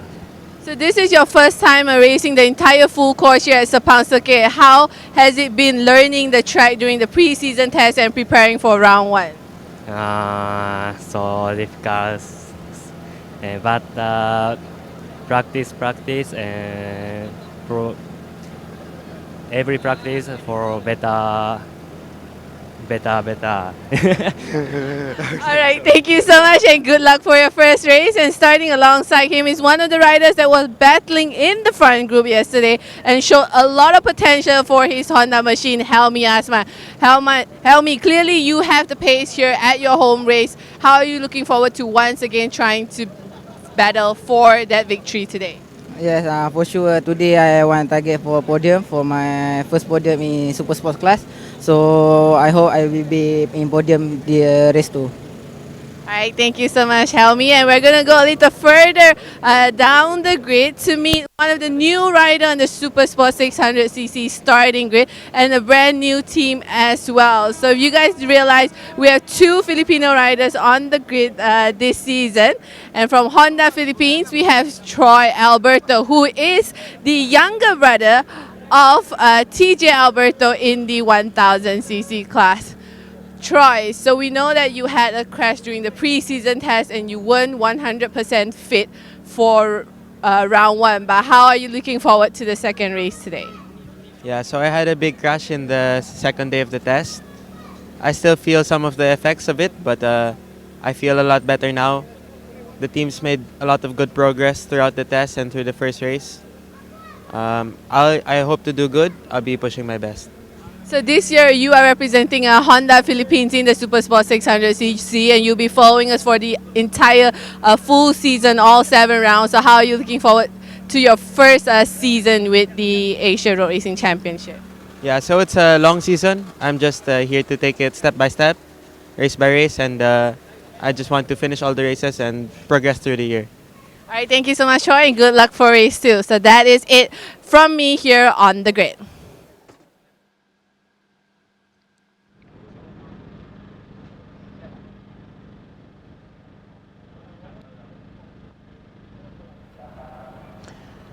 Sepang International Circuit, the venue for round 1 of the Asia Road Racing Championships 2020. We are at race number 2 of the weekend here. Race number 1 was an excellent victory for Azroy Hakim Anwar for the Boonshu Honda racing team. It's a tricky old track. The 2 long straights really make this a track with 4 sectors that are each very different, Steve Martin. Yeah, absolutely. They are different. And as we've seen throughout the weekend, that different riders can be strong in different parts of that circuit. But it's very, very tricky to get the right line. The good thing is that this track is so wide that there are many different lines here. And it really does give guys like this guy here, Azroy Hakim, an opportunity to keep up with the guys in front. And as we saw yesterday, he got that perfect race in and took the victory there. Really looking forward to seeing the racing and how it progresses here today. Ahmed Afif Amran here. In practice this morning, he had a bit of a moment, more than a moment.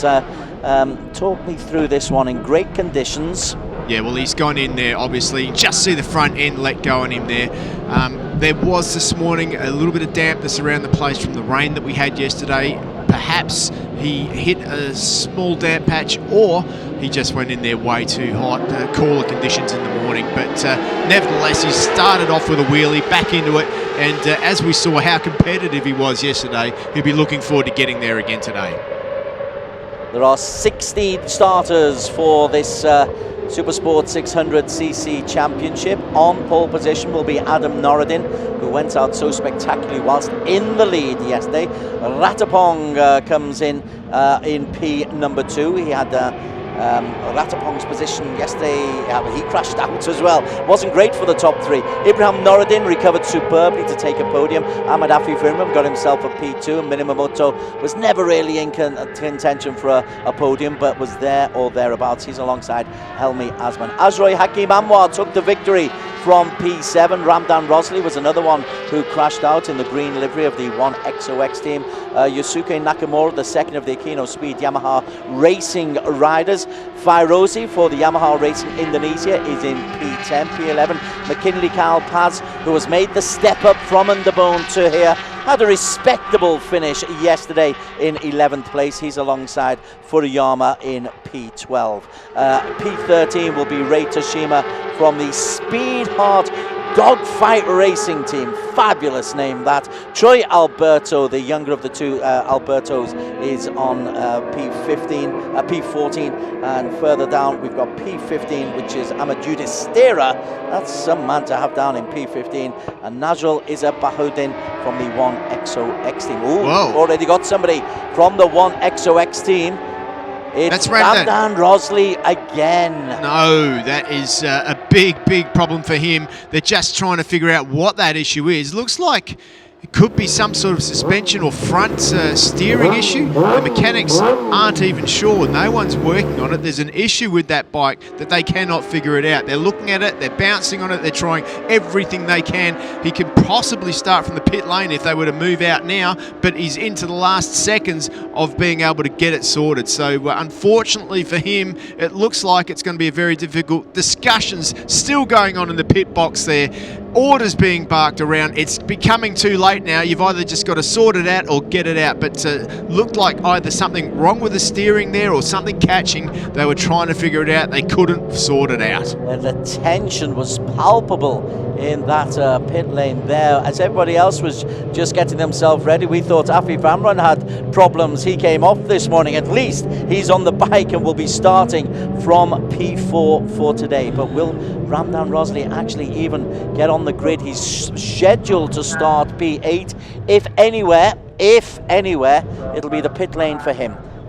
There is yesterday's Helmi Azman, came in 4th place yesterday, was pipped for a podium place on the final straight by Ibrahim Noruddin. And there is yesterday's race winner on the Bunchu Honda team, Azroy Hakim Anwar, the next generation of young Malaysians. So we'll find out about Ramdan Rosley in just a few seconds' time. The lights go out, we are underway. Adam Noruddin again gets off to a fine start, and also Ahmed Afif Amram in the green livery. Bike number 50 has made a solid start as well. Helmi Asman's up there too. Helmi Asman goes in sideways. Has he pulled it off? He's run wide. Helmi Asman gets the whole shot, but big crash. Big crash. 22. Out there is Minamimoto. Not sure who the second rider was in that group there, but we'll bring you the news on that when we find out, when we head back to it. But meanwhile, out front, it is Adam Noruddin. There's another big crash at the back of the field. Look at that. That bike is still catapulting away. And we'll keep a close eye. Hopefully the medics can get over there, because that looked to be a nasty incident. Unsure who that was. Well, 50 Afif Amram, who went off this morning. I think... another rider's gone down. Wow, what is going on? The riders are losing all kinds of grip. Oh. Another one has gone down. This is an insane first lap, but meanwhile, back out front, it is Adam Noruddin. We are under red flag. I'm not surprised. The incident at the end of the first lap. That is Minamimoto, who went out on the first corner. You can just see how disappointed he is there after talking on the grid to Wei Ling. He was really excited to be there. That third incident, is that Furuyama? It could be... Yeah, it's Rei Toshima. Yeah, unfortunately, Rei Toshima. We are on a red flag because there was that's the third of the incidents. The second incident was the one that really worried me, because while the bike catapulted away into the dirt, I was looking for movement from the rider, and he was pretty static. Yeah, plenty of work to do for the medics and the marshals out there at the moment, but everybody else will be heading back now towards the pits. Of course, Adam Noruddin had no idea what was happening out front at the moment, but meantime, we'll just have to wait and try and find out what's going on, what will be the procedure from this point on as the bikes head round. Adam Noruddin is okay. Right, let's have a look at the incidents. It's quite remarkable. There are 3 separate incidents on the same lap. Well, that's why we're under a red flag.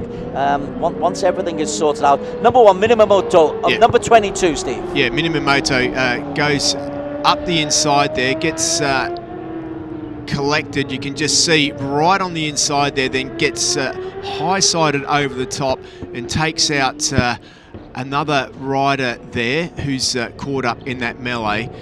Hopefully both of those riders are okay. Remember that this is on the first part of the race. The conditions probably cooler than we've seen in a while, so those 2 riders are easy to see. You can see Adam Norridin probably not too happy because he's got to do all that hard work again. So that was a big moment there. Ratapong Willarot, I didn't see him going around out there. I wonder if he was one of the blue Yamahas caught up in that. There's Minamoto's. That's Minamoto's. Is that McKinley Kyle Paz on the Gem Blue, or is it Ahmad Afif Amran? Ahmad Afif Amran is the man who we think has gone out. There's injuries in there as well. Yeah, you can. All the riders are okay. You can just see there. That's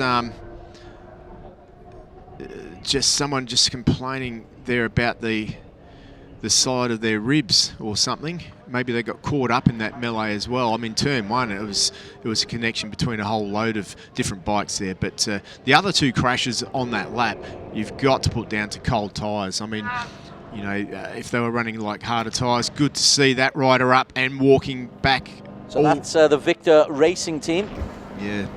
Was that Ray Toshima? We are told, I'm just getting in my headphones, all the riders have been reported okay. I was particularly worried about Afif Amran, I must admit, because his bike catapulted away and left him in the dirt.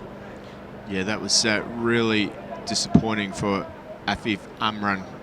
Really disappointing after the day that he had yesterday, but it didn't start off too good for him this morning with that crash in the morning warm-up either. But boy. Well, the track temperatures are still pretty high. They're 47.9 degrees, so I mean, I don't think they held them.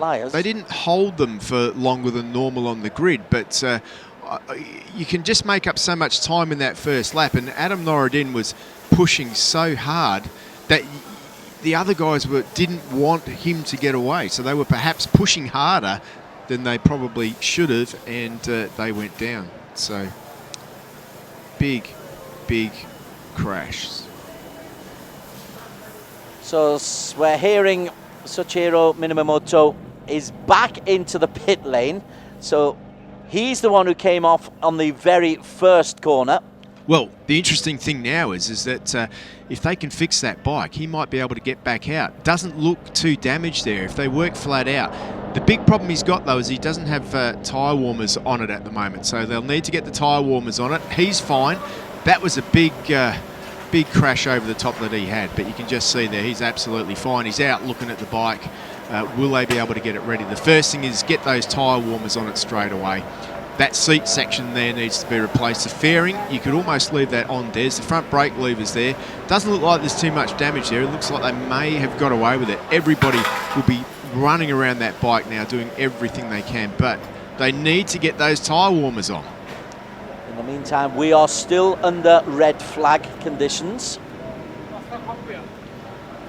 Emergency procedures. This is a real close-up view on. Yeah, I wouldn't personally. I wouldn't do it. No. Well, I wouldn't be worried about the fairing so much. Like the levers are there, everything's there. I'd be getting the tyre warmers on because otherwise he's going to run into the same problems. Like this red flag is probably only going to be 4 or 5 minutes at the most. That's McKinley Kyle Paz. He's certainly got the tyre warmers on, as you suggest, and so McKinley Kyle Paz wasn't one of those who was involved. It was the other Gen Blue rider, Ahmad Afif Amran.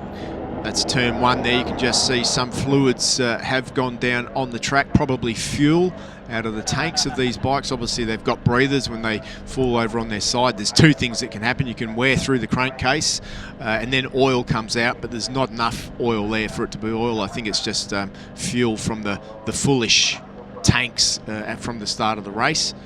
But they'll brush that compound into the track, which is, it's like a concrete which they will brush in and that will soak up any slippery substances. they use the old witch brooms to do it too, because they're the best ones. They really do. Better than the modern stuff. We are under red flag conditions in race 2 of the Asia Road Racing Championship SuperSports 600cc. We promised you action. We didn't quite want it to be this kind of action, but we're told all the riders in the 3 separate incidents, 3 completely independent incidents, they're all okay. Indeed, some of them might be in a position to actually get back on the bike. Ramdan Rosley, he won't be allowed to start, will he? Because he didn't start the first race. No, absolutely not. Well, did he? Because I don't know if he did get out. We didn't even get to see if he got out of the pit lane after the race had started. In that case, he may be able to take his spot up on the grid. But interesting question, but we won't know until the race gets underway. You can see 2 1XOX bikes there with the tyre warmers on, which could indicate that perhaps he will be allowed to start. Because you would imagine that that start will be null and void. So a restart probably it could either be a full restart or maybe 1 lap less. There's that Raspong Willerot. Just getting a bit of a cool down there on the old neck. Conditions not as hot here as you would imagine, really, are they? No, it's I live here and it's cooler than normal. It's still 47 degrees trackside, but less under 30 normal conditions. Still lovely. Still very nice. Yeah, perfect conditions. We still haven't had the rain. There has been a threat. The weather forecast has promised us showers. The weather forecast has not delivered. This delay might not be good news for the 1000cc's. We saw an absolute downpour just before the 1000cc race on race number 1 on Saturday. And it could be the same again. The wind is beginning to pick up, which is always an indication that the clouds may well be making their way onto the track.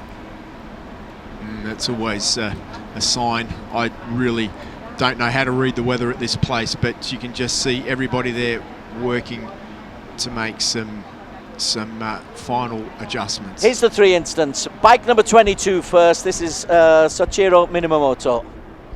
Yeah, he goes in there. Ratapong Willerot's on the inside there as well, and it looks like that is as Minamoto goes down and collected with that other Yamaha. This is the big one though. This was Ahmed Afif Amran, I think, goes round the back and he just loses the front end. He lost the front really early, Des, and he ran off and the front just dug into the stones there, which caused that pounding effect and destroyed that R1. Absolutely destroyed it. You can just see there.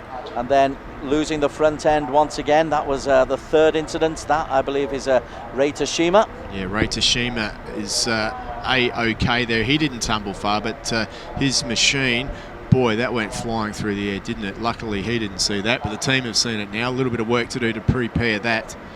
But now we know they're all okay. We can rate those crashes. 3, 2, 1, Steve. Well, yeah, insane.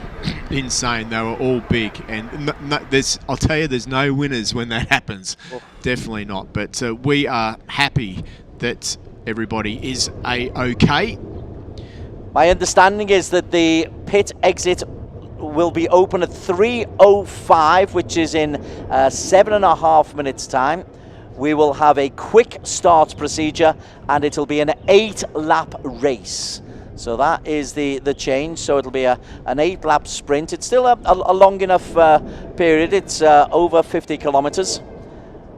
Pit exits will be open for 1 minute only, just to get us up and running, and then we'll see if we can afford any more mayhem, and we'll also see if Minamoto could miraculously recover from that first lap crash and actually make it back onto the starting grid for the restart. Well, they've got his tyre warmers on now, which is good to see. They've been frantically fixing that machine up, and he is one of the guys that can actually restart the race because he rode the bike back in. So the first crasher, but nevertheless he might be able to restart the race, so that will be good to see. See, our TV crews are actually on this Minamoto machine. Well, they've just about stripped this down, Steve Martin. Have a look at this. They are ripping this apart and trying to make as many alterations as they possibly can as Minamoto coolly goes in the background. I wonder if we can ask the cameraman just to pull back to show us the bike so we can just see the work that they're trying to work on it. Well, he's got literally 6 minutes to get it together. 6 minutes to get it together. That's the thing. You can just see there, everybody's working away at different areas of the bike, different teams there. Looks like the Yamaha factory team are helping in the background as well to try and get everything. Looks like he's done something to the braking system there. They're bleeding the front master cylinder, so could be a little bit more damage than we first thought. The back brake lever there is getting work done to it. That's where these really good teams have all of these assemblies set up in the pits, all pre-prepared. You know what I mean? A couple of bolts and they can just bolt it on and get the bike out there in a hurry. So really good to see, and let's hope that he can be out and A-OK on track. So this is the Yamaha Thailand racing team. They're doing their bits of work as well. A little bit less urgent. Yeah, damage doesn't look to be quite as severe. Yeah, I think it was Rathbone Willarot who went down in that race. Yeah, he was the one taken out by Minamoto first time. Yeah, so that was what the ice pack was all about. We saw that earlier. But these guys are working absolutely flat out now to try and get Minamoto back out on the circuit. Minamoto sitting in the background there, half thinking, yes, I want to go, and perhaps half thinking, well, if they don't finish it in time, I'll be okay. So nevertheless, always tricky when you've got a countdown of time as well, Des, because as the time counts down and starts to run out, perhaps things don't get finished off. So this is where it pays to have really good mechanics. And by the way, these guys are working. This team is A-OK and working hard. You can see them breathing heavily there. Just when they thought that their work was done for the weekend, not yet. There is Ratapong, as you say. He's still getting a little bit of ice. He was the one left in a crumpled heap under Minamoto's bike. He got away nice and safely. The fairing goes back on at the front. Looks good as new. You wouldn't know it's just been in a crash where it's high-sided and been ripped apart. They still haven't fully worked on the back end there and got that sorted out. Looks like a little bit of work to do there, but that's perhaps not as important. Oh no, they've taped that up, I think, at the back there, so that's not too bad. Plenty of stuff laid out all over the place. A new lower fairing coming in. The other issue you have with in these conditions is tools. So he's sorting all the tools out so that people can find them, because you put the spanner down, someone else grabs it, you go to do the bolt up, and then the spanner's gone, and you spend half your time, look, here he is now, where's the 8 spanner, where's the 10 spanner, go get me another one, we're running out of time. Minamoto there just trying to stay calm and stay out of trouble there. But you can see half organising, getting everything organised. This team are working really well together. But they are running out of time. The pit lane opens in 3 minutes. Yeah, I think they'll be right by the way it's going. Rear brake, not as important really. Oh, they've still got to get a muffler on. That's at least a couple of minutes right there. The good news is pit lane opens at 15:05 local time here, but you'll get another minute on top of that. So until it closes. So hopefully that muffler's not too badly damaged, but in the end, if they can just stick something in and bend it out, it's probably going to be okay.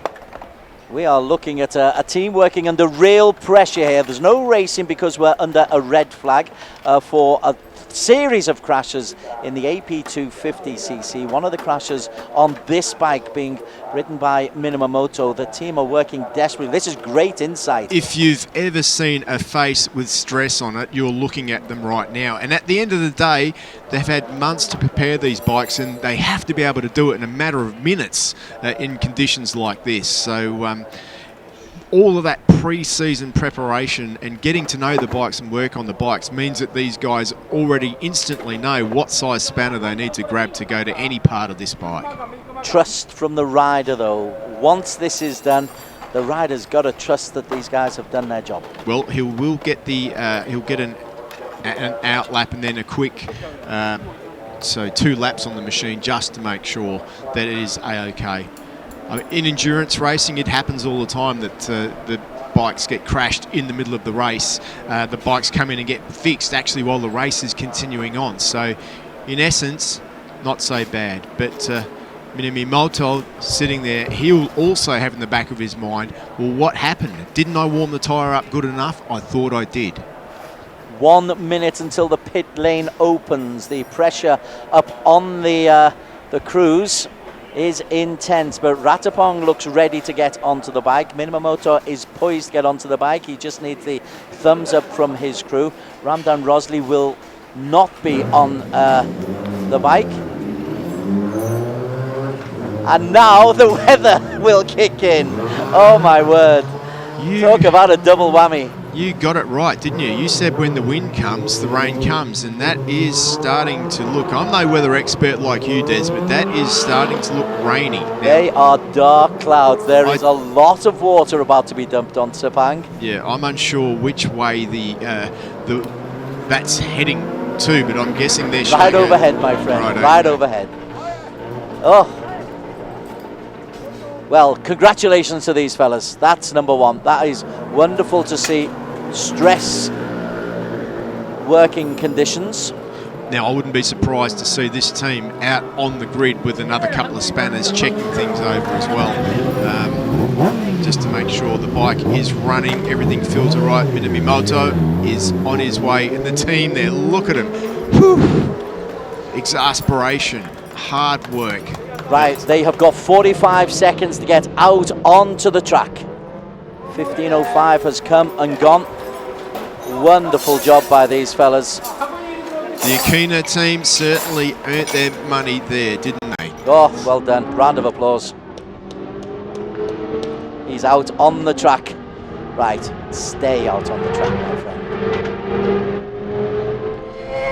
We'll keep a close eye on Soichiro Minamoto. He was a little bit more ginger around turn 1 that time on the outlap, because remember the tyre warmers have been off of these slicks for quite a while, but this is a long track. He will have time to warm those tyres up, get back out there and hopefully be a major part of this race. So we are under red flag conditions. We are now back out ready to get ourselves underway for a shortened 8-lap race in the AP 250cc. 31 degrees centigrade, partly cloudy, but those clouds are rapidly approaching Sepang International Circuit. We saw it yesterday. The rain can pound down and change conditions in a matter of minutes. So the riders, they've got plenty to think about. 8 laps is just about over 50 kilometers that they've got to race. And mentally, I'm looking at those clouds, Steve, they are getting closer and closer and closer. Mentally, how do the riders adjust? Well, they've just got to reset. They've had that time in there. They will know that there was 3 big accidents on that outlap.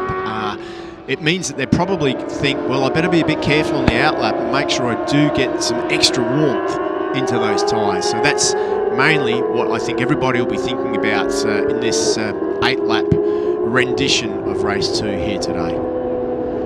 Adam Norridin, he'll be ruining the fact that he had such a brilliant start, yet to get a point on the board. Helmi Asman though, he was up there near the front, got the whole shot. Really good to see from the youngster. He's going to be one to watch. And Ratapong Willarot as well. Well, Ratapong Willarot, remember he starts from row 1 in the second position. Didn't get such a good start, got caught up in that crash, so he'll be aiming. And Ramdan Rosley is out there as well. He gets a chance to restart. Well, that's good to see. Wow. So he, because they didn't complete the first lap, he's able to rejoin in the grid. So my word, if anyone is happy for what happened of those 3 crashes, it's Ramdan Rosley. Yeah. But when you get a restart like this, it's tension on everybody's faces, and boy, there's plenty of tension out there at the moment with Adam Norridin.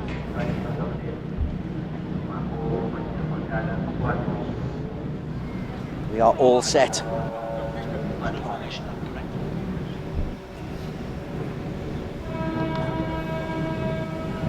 There is Minamoto on his rebuilt Yamaha. And as they head off on their warm-up lap now, Des, they can really start to get some warmth into those tyres. Quick restart procedure. No grid photos this time out. Ratapong Willerot is out there, so he'll look to get beyond that first corner, which is where he was taken out by Minamoto. You can see the concrete compound just away to the left of that opening corner. That might be something they'll want to avoid. Of course they will. Yeah, they'll know what happened there, especially the guys that were further back in the pack and pretty much saw all of the action. That's where Ahmed Afif Amram went off, just on that corner there. That was crash number 2. Yeah, disappointing for him. He was way back down in the pack too. Got caught up a little bit there. He finished on the podium yesterday, let's remember. So one of the podium getters out in big style already of this race. The third crash was Rei Toshima. 3 inside half a lap, and 3 independent crashes. That was what made it so unique. We've seen crashes galore, but not on the first lap, and all independent of each other. Yeah, no, absolutely. Let's hope that we can get this one underway. And then there is, as you say, that rain coming in the background. Hopefully that won't affect this race. 32 is Helmi Azman, as Zakwan Zaidi looks on. He's not racing today for obvious reasons. He's still in the pit lane cheering on. He'll be hoping to join in when the circuit moves to Adelaide, fingers crossed, for round 2 of the 7-round season of the 25th year of the Asia Road Racing Championship. Yep, everybody is awaiting to see that new Fireblade CBRRR when it gets out on track. So can't wait to see Honda in action when they do make their appearances. When they get, this is the long straight on Sector 4. Helmi Azman just making sure the tyres are nice and warm. Really looking forward to seeing what Helmi Azman can do in this one. I've got a feeling he's gonna come good. Had a good result yesterday. A learning year for him last year. Could have been better yesterday. He was pipped on the line by Ibrahim Noureddin. He finished 4th when he looked set for P3. There's the man we are going to keep a real eye on, though, Minamoto. If he's able to complete this race, if he was to get a podium, my word, his team will have deserved the extra Tate Tarek that they get in their pack of lunch tonight. I think everyone would love to see him get a podium. Adam Noureddin.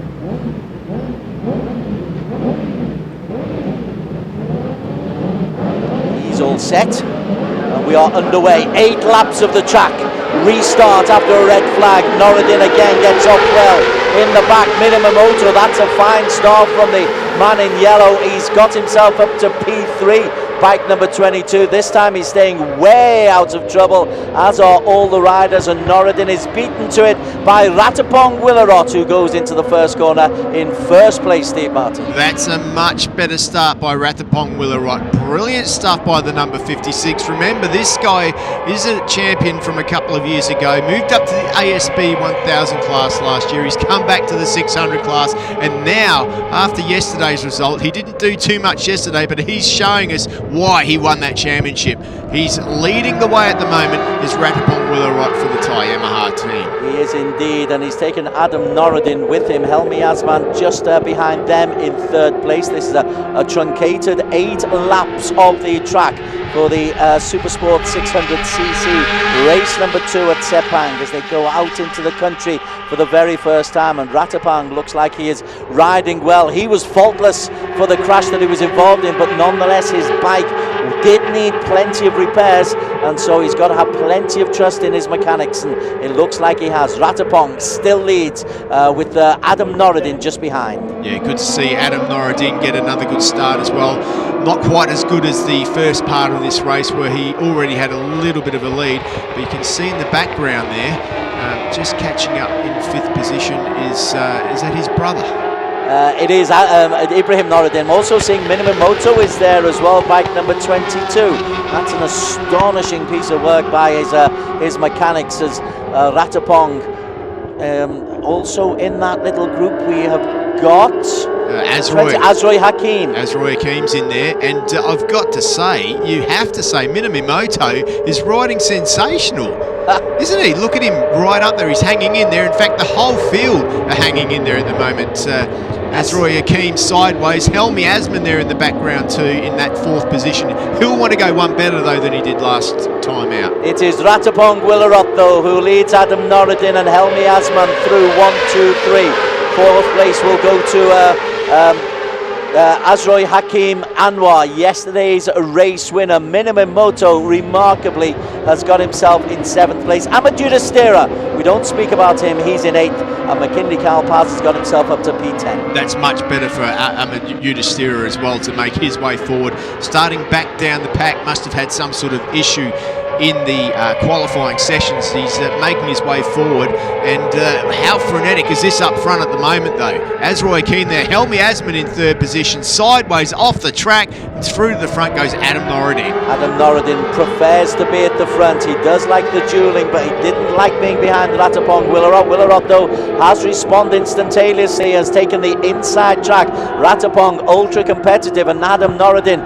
under pressure, not only from Ratapong but also Azroy Hakim Anwar as well. We have got 7.5 laps to go. Adam Noradin on the inside. He forces Ratapong out wide, and for the 2nd time in 3 corners retakes the lead, Adam Noradin. Well, this is some serious 600 racing. We've got a massive freight train of riders with Adam Noradin leading the way. Azroy Hakim now up the inside, making his way forward. He wants to get on the podium like he did yesterday and perhaps take another victory for the Bunsu Honda racing team. Look at the green livery of Randam Rosley. He's the man in shot here. He wasn't even meant to be starting this race. His bike gave up because of the red flag. He was able to put repairs down, and now he's up into P6. So much to talk about. McKinley Carl-Paz in P10. 14 riders still out on the track. Azroy Hakim up the inside on the tight line there. That was a great move as they head into the 4th and final sector of this 5.5 kilometre circuit. But I don't think he will have got that drive onto the straight, and it's Adam Noradin who gets back down.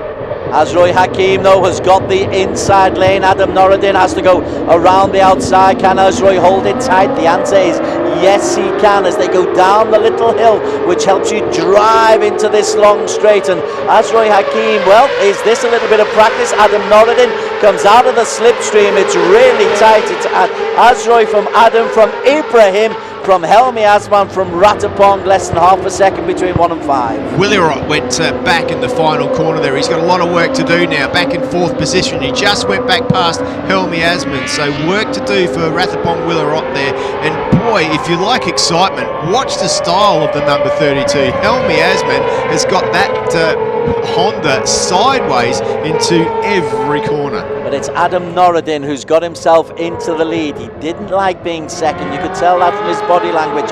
Desperate to get back. Ratapong cuts on the inside, retakes one of the places that he lost. Randan Rosley is just edged out by Helmi Asman. Helmi on the Bunsu Honda racing bike.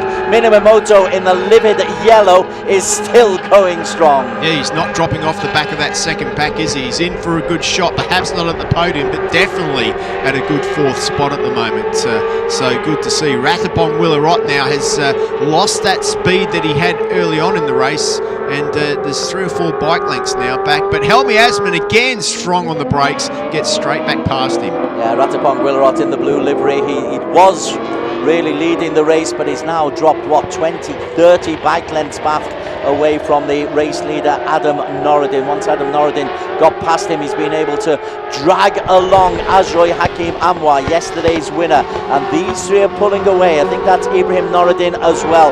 The yellow helmet of Ibrahim Noradin.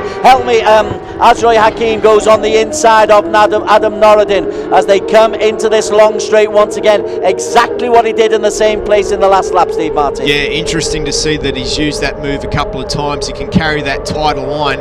And how does that work for him? Hard on the brakes, and he leads as they go into that final turn. And look at that, it's Helmi Asman who's caught that gap back up and puts himself back in contention for the podium. So this is bike number 20, Azroy Hakim Anwar looking for a double. Adam Noureddin looking for a little bit of redemption. Straight line speed from Adam Noureddin. Zakwan Zadi looks on, but it's the bike number 20, Azroy Hakim, who just loses out that battle as they come up the hill.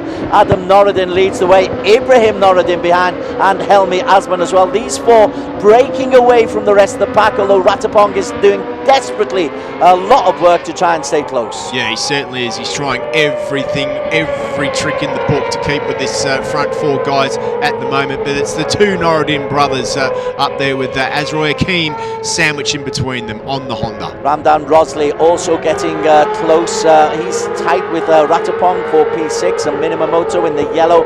But these front four beginning to pull away in a little bit of pace.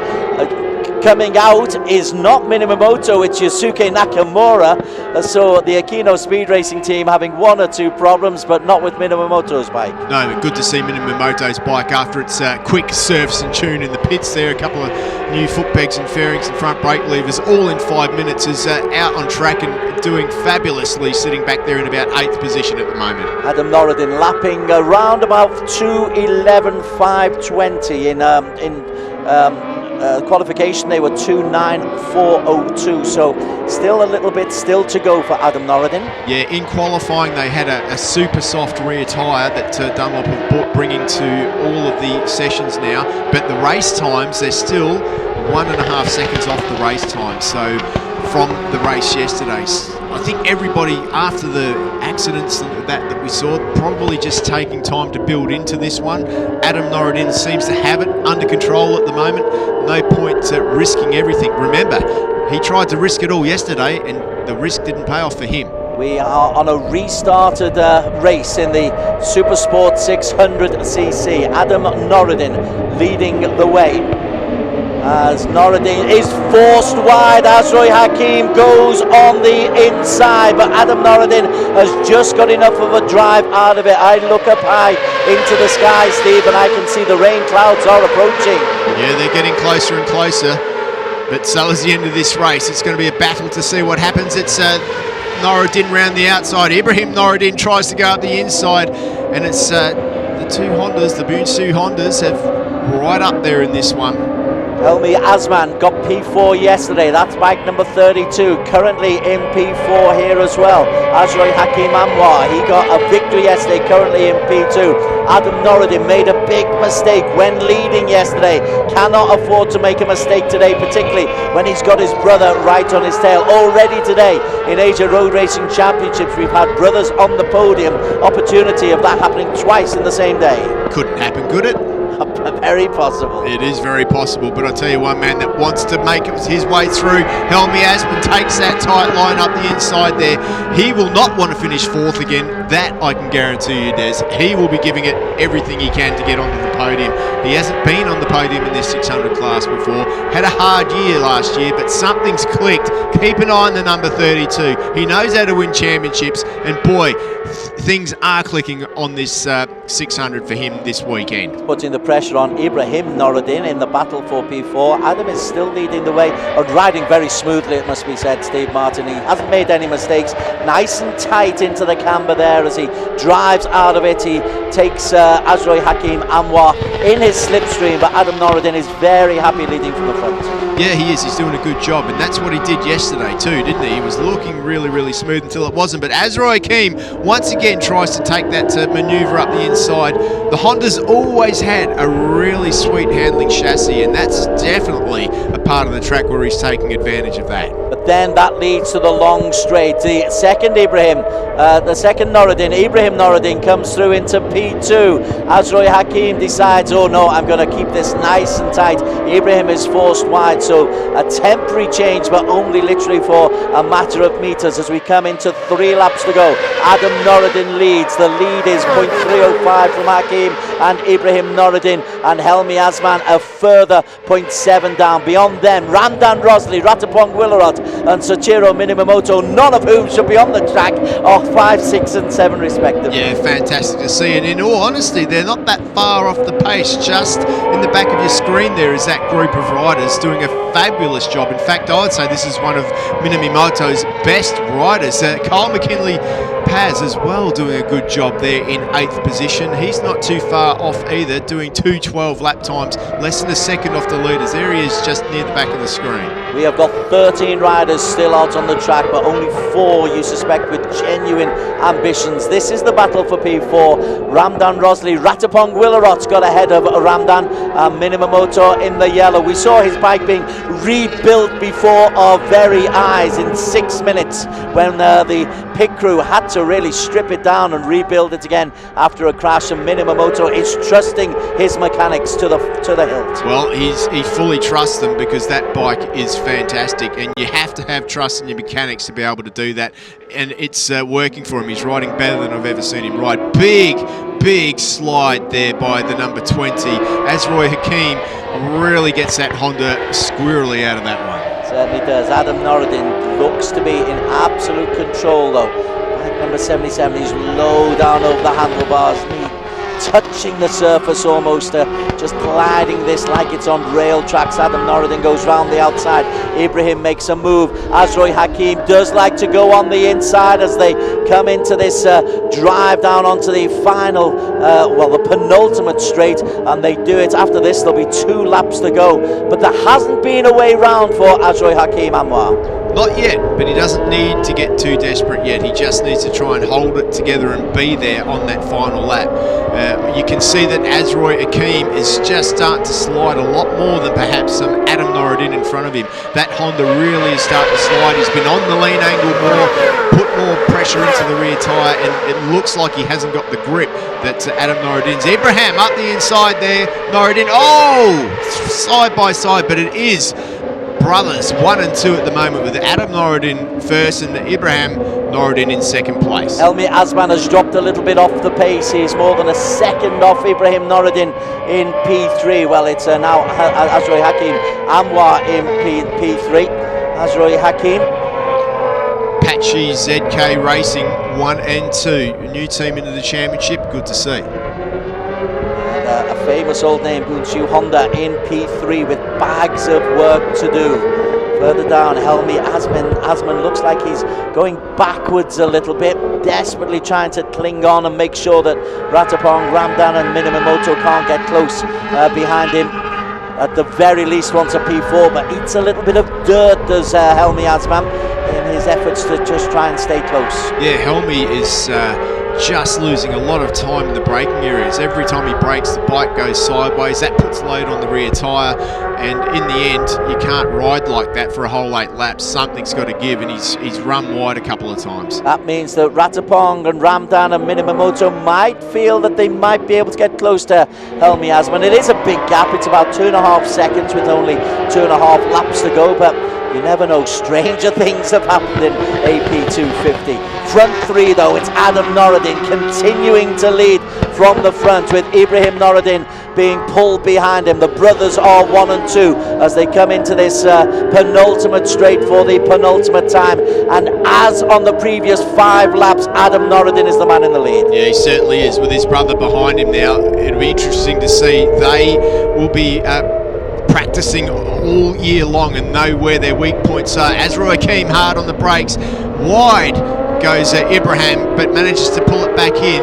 Now things are about to get serious. I think Helmi Azman's out of this one, but it is Adam Norridin who leads over the line with the final lap. All in. That's what they want. The team want all in. They don't tell him how far in front he is. They just give him what they need him to do, and he needs to give it everything he's got if he's going to win this one. The how far in front was 0.398 of a second. It's a healthy lead, but it can disappear with 1 half mistake. Adam Norridin needs to put in a faultless final lap. Azroy Hakim Anwar is chasing Ibrahim Norridin. His brother is as close as he possibly can get, but Adam Norridin looks down, focus, eyes just forward. Yeah, this is pretty impressive stuff. It's Apache Racing 1-2 at the moment, with the Bunsu Hondas 3-4, and brilliant to see Adam Noradin. He couldn't make it all the way to the finish line yesterday, though. He was looking as smooth as this, but it all went wrong. Will the pressure get to him this time out? We'll know soon, Des. Adam Noradin leads the way. He knows this Sepang circle like the back of his hand, as does Ibrahim Noradin. They spent many years lapping and racing here, and they are looking for a brotherly 1-2 for the non-factory racing team. Azroy Hakim needs to make a move fairly soon if he is going to have any kind of an impact as they come into these the countryside here in Sepang. Adam Noradin, though, looking absolutely in full control.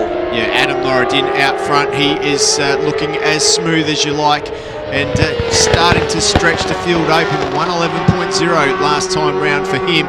His brother almost an identical time as they head into that important part of the track. Azroy Hakim can't make the move that he's been making. They head onto that back straight now. It's all about the slipstream, and I'll tell you what, Ibrahim looks like he's up for the win. He's on the slipstream, he's on the inside now. Can he do it? Can't do it. It looks like Adam's taken the wide line. The brother's gone out wide. Azroy Hakim's there. Helmi Asman's run out. He's out of this. This could be on. From Adam Noradin. Ibrahim is pulled outwards. Ibrahim loses. Adam Noradin takes it. There is a second place here for Azroy Hakim. Third place for Helmi Asman, and a catastrophe for Ibrahim Noradin. Well, we knew it was going to come down to that final corner, Des, and how many times have we seen the action packed there? Incredible stuff. You've got to feel sorry for Ibrahim Noradin, but he went for it. It didn't pay off. Azroy Hakim was there. They collected each other on the inside, and Helmi Asman said thank you very much. He cannot believe it. He is on his knees. I don't think in pain, but in absolute frustration. What the heck have I done? How can I lose this? Smacking his own hands on his head. The full emotions there for Ibrahim. My word, these Noradin boys have had one weekend of emotions. Absolutely. Well, you know, he had the decision. As we have a look at it again. Side by side, he runs wide. Then up the inside he goes. But look at Azroy Hakim there. Big moment. Then he gets caught out, and bang, Ibrahim is down the road. He tried to get on the gas, couldn't pull it back. Azroy Hakim had that perfect line, and they just got collected together and taken out. Perhaps he probably should have tried to pick the bike up and get some points, but nevertheless, he was pretty disappointed. But Adam Noradin's not disappointed. Look at that, a wheelie for the winner. Azroy Hakim, Helmi Asman make it a really good weekend for the Bunchu Honda racing team. Ratapong Willarot coming through in P4. Ramdan Rosley, there's a bonus 11 points for Ramdan and for Minamoto. Top marks not only for Soichiro Minamoto but also for his crew. Here is the official result. Adam Noradin takes it, 0.848 ahead of Azroy Hakim, Amwan, Helmi Asman. They overtook Ibrahim Noradin as he crashed out on the last corner. Ratapong, Ramdan Rosley, Minamoto, McKinley Kalpaz. More points for the young Filipino as he makes the step up. Consistency from him, 7th place. Furuyama will pick up points for his 8th place. Further down, there were 12 finishers in all. Amadou Destera, P9, Troy Alberto, Fairozi in P11, Nazrul Izzat. They all completed the race. Not completing the race, Rei Tashima, Ahmed Afif Arman, Yosuke Nakamura, and heartbreakingly, Ibrahim Noradin.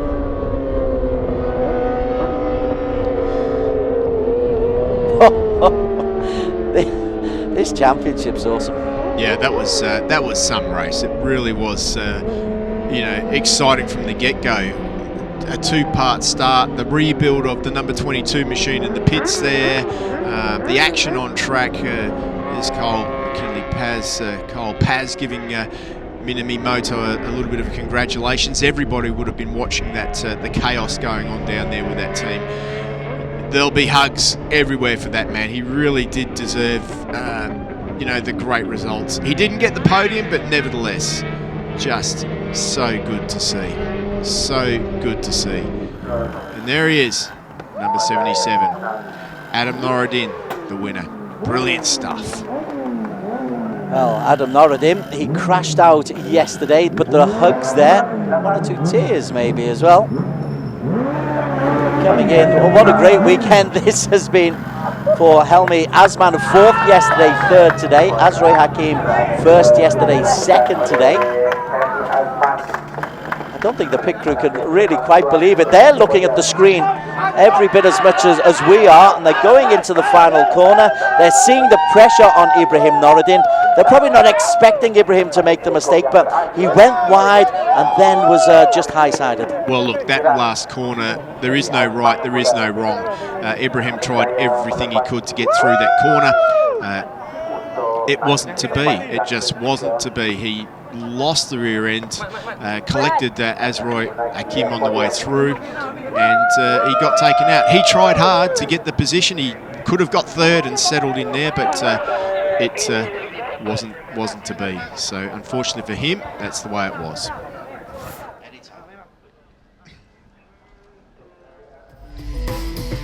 Remarkable race in the SuperSports 600cc. Adam Noruddin on pole position. Minamimoto back in P5. Once we actually got the race underway, my word, there was a spectacular start. Minamimoto, you can see him on the right-hand side.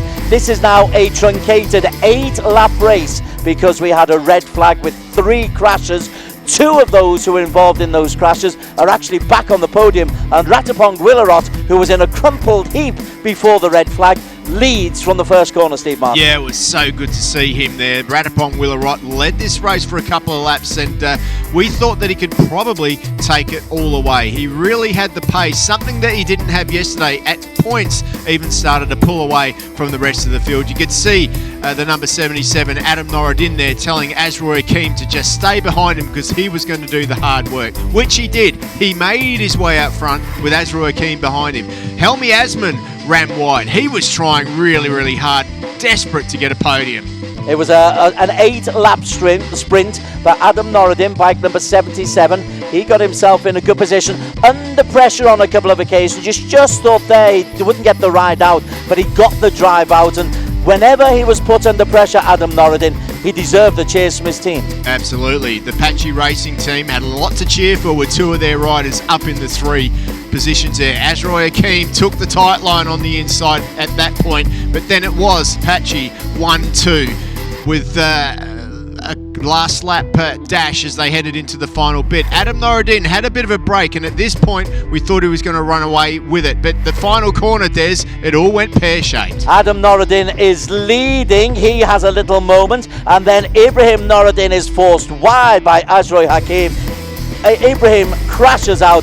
Azroy goes through it. Helmi Asman capitalizes to take a podium finish. The victory to Adam Noruddin, but for Ibrahim Noruddin, nothing but despair. A remarkable race. We had just about everything in this classic in the SuperSports 600cc.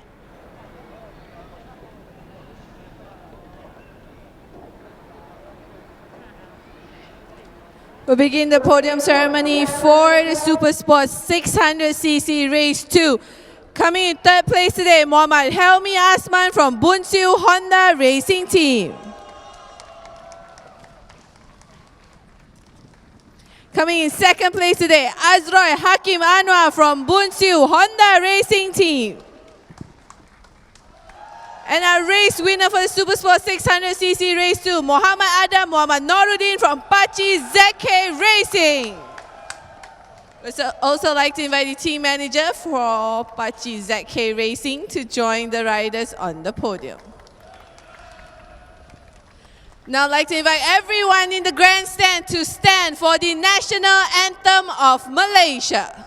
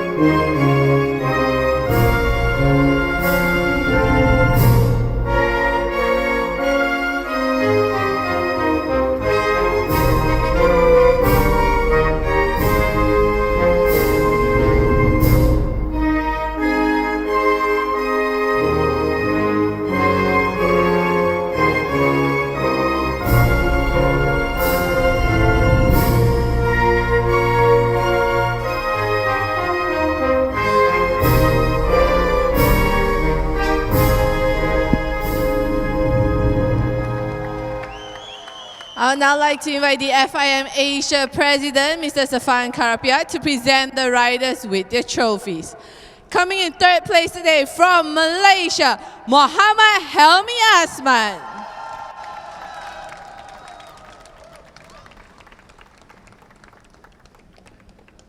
Coming in second today, also from Malaysia, Azroy Hakim Anwar. And our race winner from today, from Malaysia, Muhammad Adam Muhammad Noruddin.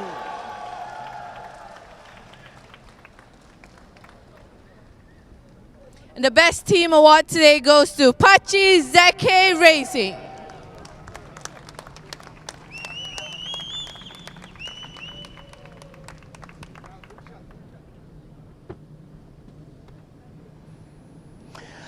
Our thanks to Stefan Karapier, the FIM Asia President, for handing out the awards. Adam Noruddin taking first place, and then the Bunsu Honda of Helmi Asman and Azri Hakim Anwar in P2 and 3. The real story, though, Ibrahim Noruddin crashing out on the final corner.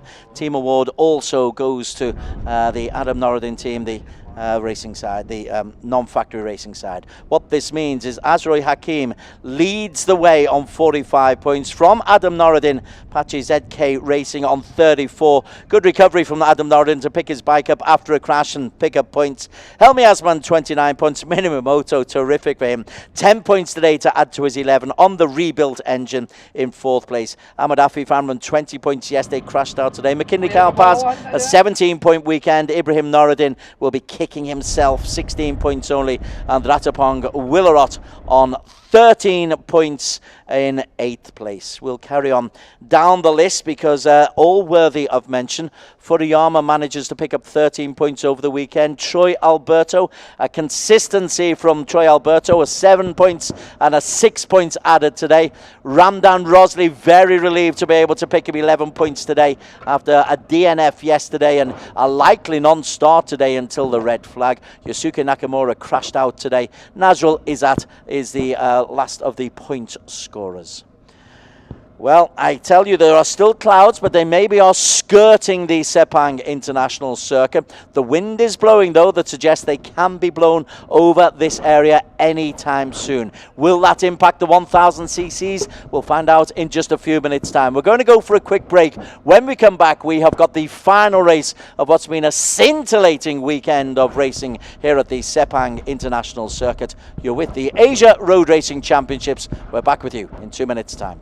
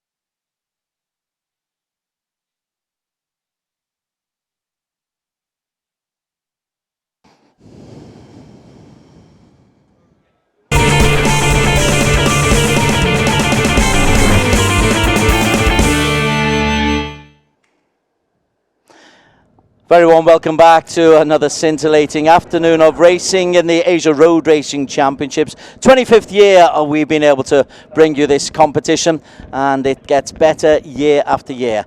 The clouds are looking a little bit ominous over the Sepang International Circuit ahead of the final race of the weekend, the Superbikes, the 1000cc, affected by the weather yesterday. Before the Superbikes, though, we just want to go behind the scenes, and you will have heard Steve Martin, my co-commentator. Well, now you're going to see him because he's about to introduce us to some of the differences and the new machines that we're going to be seeing in the next couple of minutes in the next race in the 1000cc. So here's Steve Martin with a new year for the Superbikes at the ARRC.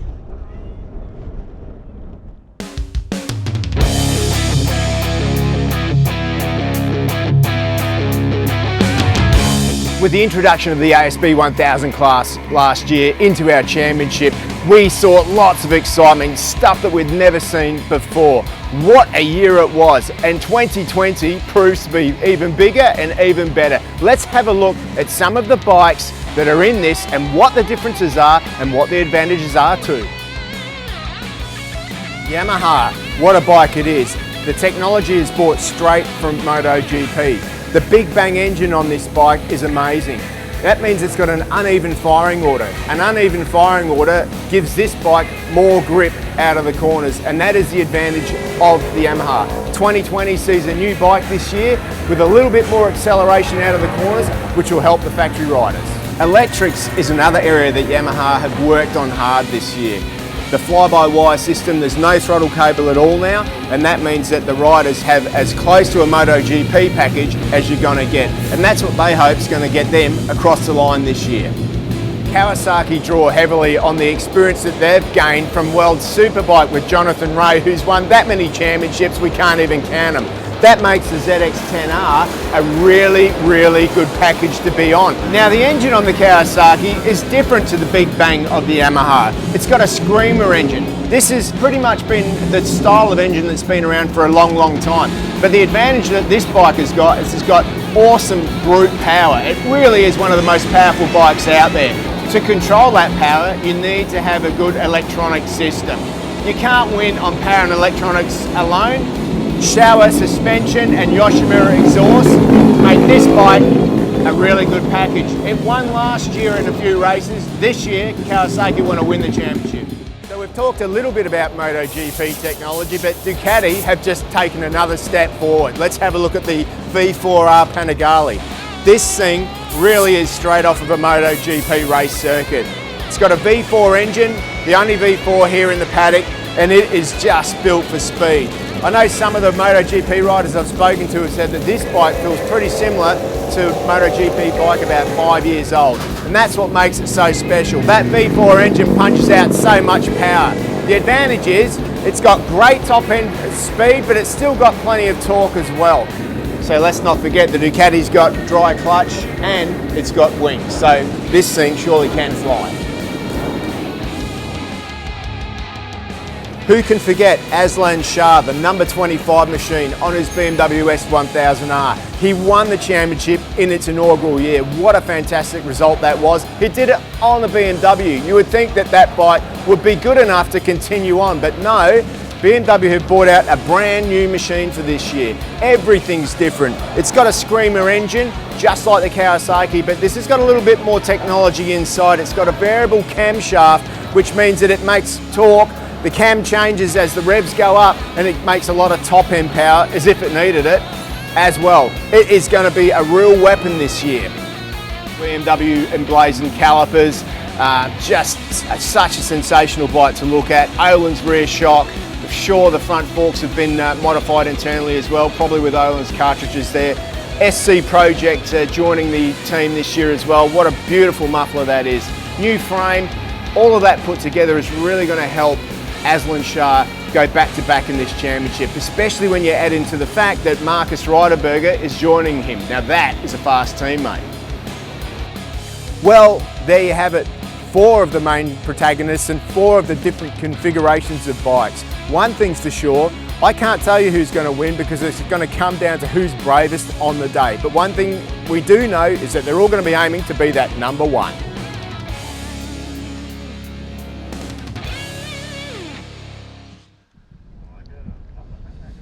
Great stuff by Steve Martin, really good stuff. And by the magic of television, he's right back alongside me in the commentary box. And Steve, you've just spoken about with great passion about the machines that the riders are going to have. But there's nothing the riders can do about the weather. 29 degrees, cloudy, a little bit of wind, 82% humidity. But the dark clouds look like they've passed us by. Yeah, it's looking that way, isn't it? I mean, we had a wet race yesterday and it was really exciting. If you didn't get to see that, make sure you look it up via the different methods that we have. But it would be really good to see a dry race today. Everybody wants to see where everybody stands.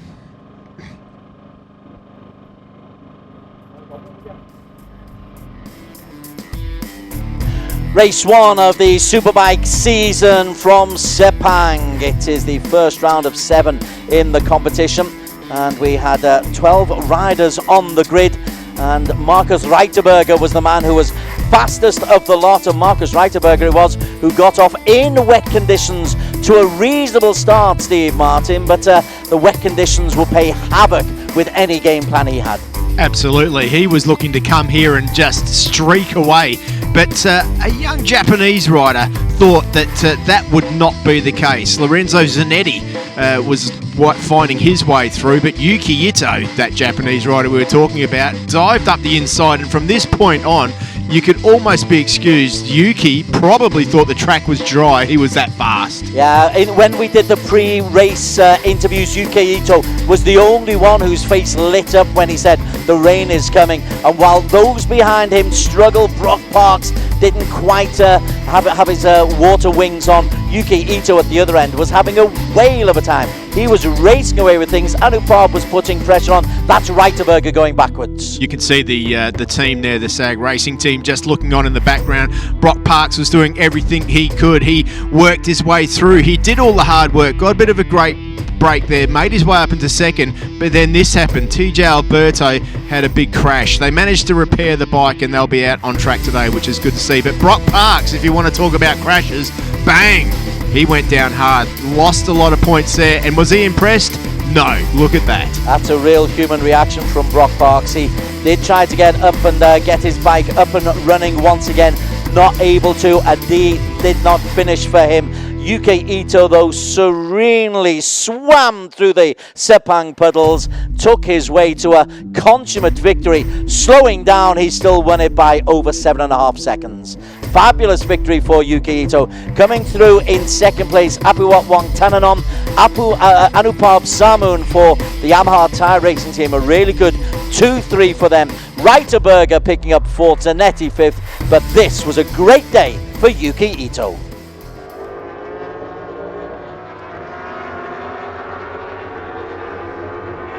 There were clouds and rain yesterday. There are clouds today, but no rain, and quite a leisurely walk down the pit lane for the 1000cc. Got to go back to your report, Steve. Great report, by the way. Love the energy, love the passion. You look particularly impressed by the BMW upgrades. Well, surprising that they felt the need to bring out such a new bike, because in all honesty, I mean, how competitive was the bike with Aslan Shah on it last year? It was super competitive, but that bike and that team going to be hard to beat this year for sure. Add into the mix Marcus Reiterberger, a guy who's been racing with BMW on and off, has got a lot of experience and involved with the factory team. Alpha Technic guys there and full-on BMW staff on the grid.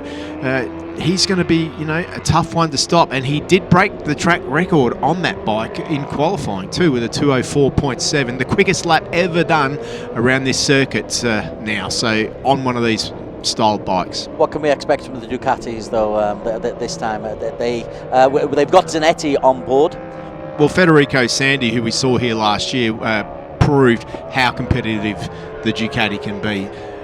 Lorenzo Zanetti, who's here this week, he's spent a lot of time on that V4 Panigale R, so I'm really looking forward to see what he can do in this race in dry conditions. Remembering that that bike has still got the standard electronic control unit on it, where all the other ones have got a kit ECU. That just shows you how good the standard V4 Panigale R is. But remember, it's 2 times the price of the other bikes out there too. Yes, yeah, that's a consideration for the mere mortals.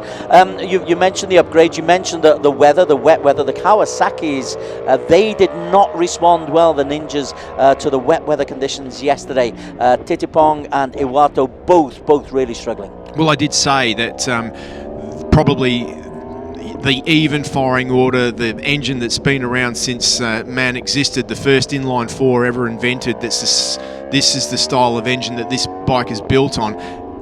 Plenty of power, but probably a very aggressive delivery. Maybe a little bit harder to ride in the wet if they didn't have their electronic system working to smooth that power down 100%. They will be working on that for sure for the wet, but in the dry, I think we'll see a completely different set of circumstances and a completely different race today. So for the Yamahas, for Yuki Ito on the YZF-1 R1M, has he had his moment? Well, anytime you get a win, it gives you the confidence that you can do it again. I mean, right at the moment, he's on a high after winning yesterday, but he's smart enough to know that those conditions were wet, and it's going to be a lot more difficult to do it in the dry. The man with the runs on the board in the dry at the moment is the man in pole position. Brock Parks, starting from second, is the best of the rest, but one thing we know is the race is a different story. We've got Aslan Shah, who starts down there in 7th position on the 3rd row of the grid, who's a racer. He can win this. Let's go down to the grid, and you were talking about Brock Parks. I understand Wheeling is talking to the aforementioned Australian.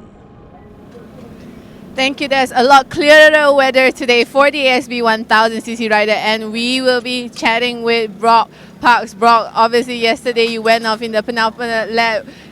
In the last couple of laps, we did see you struggle a little with your rear tire. Share with us what happened. Yeah, I struggled all race for rear grip. Yeah, I was pushing on a little bit. Last couple of laps, I was pushing a little bit more to make a small gap. I achieved a small gap, but yeah, it was quickly snapped around on me, and yeah, I couldn't save it, and unfortunately we missed the 2nd place. So yeah, tough conditions yesterday, but today looks like should be dry. So in terms of the warm-up this morning, how's everything with your machine and yourself with the weather conditions today? Yeah, unfortunately I hurt myself quite a bit in the crash. You know, yesterday the adrenaline was still pumping, but last night was quite painful. But yeah, it's just have to get on with it. It's only 12 laps, so should be okay. All right, thank you, Brock. All the best in your 2nd race. And we're going to go further down to a new face in the ASB 1000 grid this weekend. All the way from Italy, Lorenzo Zanetti. Lorenzo, your first weekend here with the Asian Championship. How has everything been going with the team? Yeah, it's not too bad. Of course, I need to learn the new tire and electronic standard system, because in Europe I race with a Superbike. I'm a test rider with the Superbike spec, so it's a little bit difficult to adjust the setting for the electronic standard.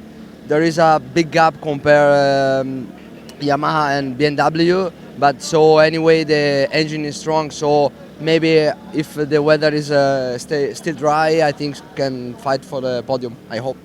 And another question we have for you, after we finish the round here in Sepang, will we be seeing more of you this year in the Asian Championship?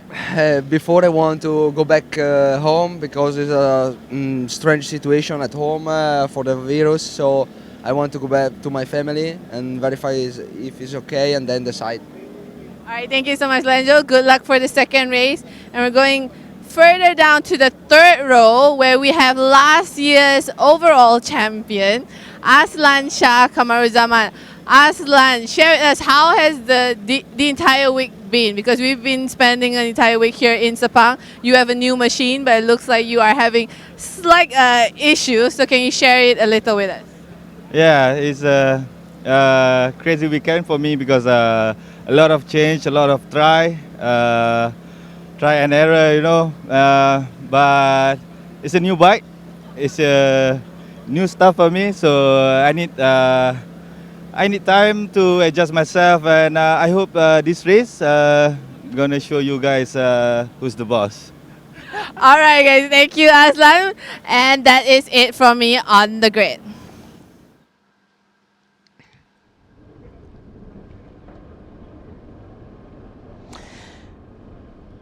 Internet 2 FAM Asia Road Racing Championship comes to you from the Sepang International Circuit. It's the super bikes on display on race number 2 of the weekend, round number 1 of the 7-round series. 7 rounds to take you across Asia and into Australia and around this Sepang International Circuit track. Steve Martin, former World Endurance Champion, alongside me. Steve, for the 1000cc race number 1 on Saturday, wet weather conditions dominated. Today, the rain has stayed away, but Yuki Ito, is he going to be able to repeat his remarkable performance of day 1? Yeah, really looking forward to see what Yuki Ito can do out there. As you say, completely different conditions. I guess all eyes are on this man here, Marcus Ryderberger. We've seen him in qualifying, broke the track record. What an incredible lap time he did, 2:04.7 for him.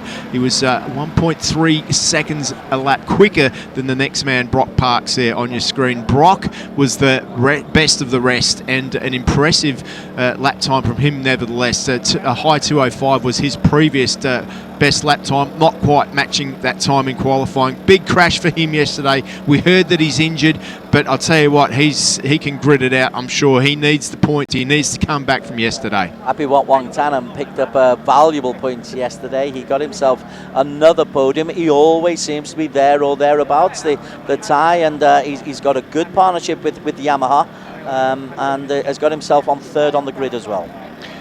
Just got the information from Dunlop as far as tyres. It looks like Marcus Ryderberger's gone with a hard front and a medium rear tyre, which is a harder rear tyre than most of the other guys on the front row. The 2 Yamaha guys, Brock and Apiwat, have gone with soft rears, as has Yuki Ito. And there he is right there. Yuki Ito's gone with the medium front and a soft rear. Lorenzo Zanetti on the Ducati has gone with a hard front and a medium rear as well, of course. Plenty of power at the back of that machine, so liable to spin that rear tyre up. Lorenzo Zanetti on the Ducati. He will be starting in P5. And Anupam Sarmoon is another of the Thais who is always there or thereabouts. He's been part of the furniture on the Asia Road Racing Championship scene. Picked himself up a podium place yesterday, an unlikely podium place yesterday. Well, a podium in his only ever ASB 1000 race, so pretty good hit and miss ratio for him at the moment, and I'm sure that he'd love to get another one today. And then the defending champion, Aslan Shah Kamruzaman, he said in a pre-race interview, "We're going to show you who's boss." I think he was tongue-in-cheek. Well, you never know with that guy, because he is just such an incredible talent. Really looking forward to see what he can do, as I am with this man here. Ting Note, Titipong Warracorn, he did hold the quickest lap at this circuit on that machine until the German Marcus Ryderberger came and smashed it to obliteration. But nevertheless, the Kawasaki's are strong. Kawasaki with a new team member this year as well. Good to see Ryosuke Iwato making his way into the team from Team Green in Japan last year. Iwato making his debut in the Asia Road Racing Championships. On the next row behind them, you've got TJ Alberto. We saw his brother Troy racing in the previous race in the 600cc. TJ is in his second season as well. He is on the other Ducati, teammate of Lorenzo Zanetti. Farid Badrul of the Victor Racing team is a young Malaysian who did pretty well yesterday. He got himself into good positions, rode really well in the wet, slightly different, well, very different conditions today for him. And then Ahmed Daniel Heikel, also of the Victor Racing team, another of the young Malaysians who are really beginning to take the motor racing scene by storm. Yeah, really good to see those 2 guys on those resplendent Victor Racing machines with their new colour scheme looking really, really good out on track. But there's the man with all the work to do. He was meant to win the championship last year, was Brock Parks. He had a commanding lead heading into the last round, but as we know, history says that it wasn't to be. This year, He started off strong all through pre-season training, and it was meant to be this year, but it didn't start off well. But do not count him out. Do not count anybody's chickens until they're hatched, because that man is tough. But he needs to be, because he's got a lot of tough competition in this field, Des. It was a hefty crash that he took yesterday, and he said that he was hurting last night, and 39-year-old bodies don't recover as quickly as 22-year-old bodies. It's a very different physiology for him. Absolutely, but he's still fit, he's still young, and riding as good as he ever has. So just keep an eye on Brock Parks throughout this race. He's going to have to give it everything he's got. Big problems with chatter last year. Well, it seems that this new 2020 machine, that's all gone. So hopefully Brock can ride the bike the way that he needs to, because there's going to be a big fight in his hands with some big names in this championship now, and some newcomers like Anupab Sarmoon into this class that have already shown their class. Markus Reiterberger, the 26-year-old German on the BMW 1000. He was in the Moto2 World Championships in 2012. He's been in the World Superbike Championships ever since then. Great to have his kind of quality joining us here at the Asia Road Racing Championships. Do you think he was taken by surprise by what he witnessed at the tail end of last year and yesterday's race? Yeah, I think so. I mean, like, it's probably common for riders from other countries to come to this championship and think that they're just going to turn up and win convincingly. Well, why?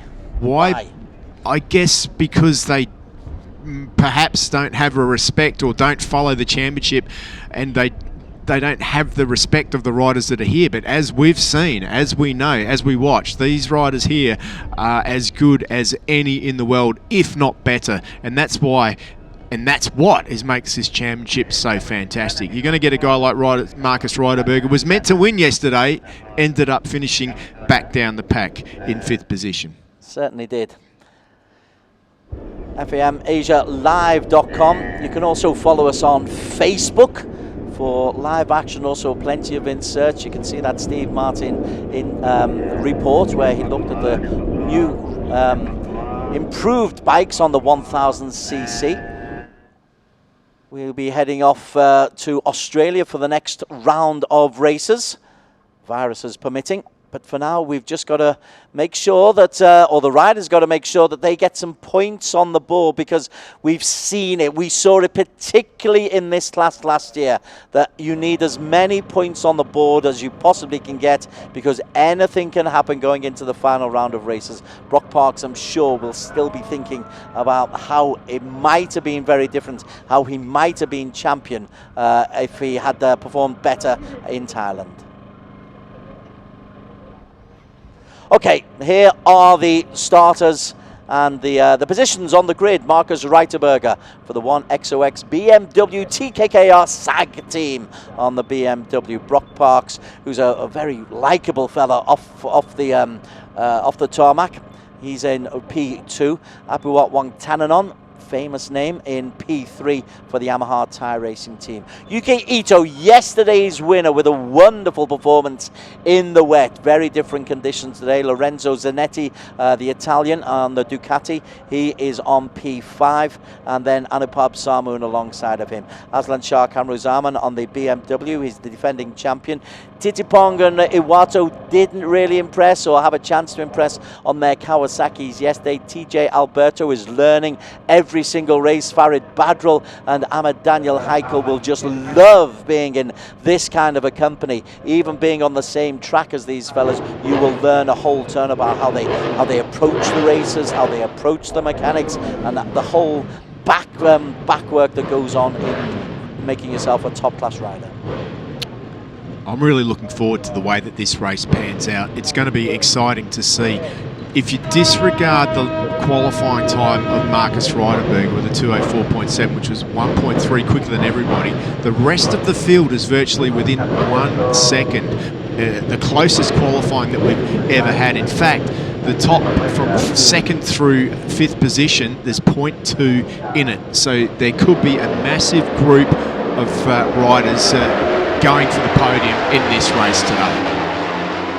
This is just the formation lap, the warm-up lap. It's only 12 riders on the track, so plenty of space for them. Reiterberger will be confident because the rain that I confidently predicted has disappeared. The clouds are no longer dark, they're a lovely fluffy white. It is all warm and muggy and beautiful. It's just the way we like it at the start of this race. 12 laps around this circuit, a long, long way on one of these bikes, especially on the edge. The tyres will be warmed up nice and properly, because after the 600 race we saw earlier today, these guys for sure will be making sure that they get the heat into these wheels. We're seeing the undulations here on Sepang. Very often you're not aware of the undulations, but there's a sweeping low right hand, and then you come up a hill on the 1000 cc's. Coming up the hill, yeah, you can ride up and drive into them. Going down, is it all about control? Well, basically you just have to drive into the cambers. These things have got that much power nowadays. Most of these bikes have got over 200 horsepower or thereabouts in round figures, and it's all about riding in the slide, whether it's uphill or downhill. You can see even in the braking areas, the front wheels and the rear wheels just leave very heavy rubber marks. That's how much speed is coming on and off of these bikes. It's no ride in the park going for a ride of one of these machines. In fact, you have to be fitter than just about any other sport in the world to ride a motorbike to its limit. Marcus Reiterberger has ridden his motorbike pretty convincingly in qualification.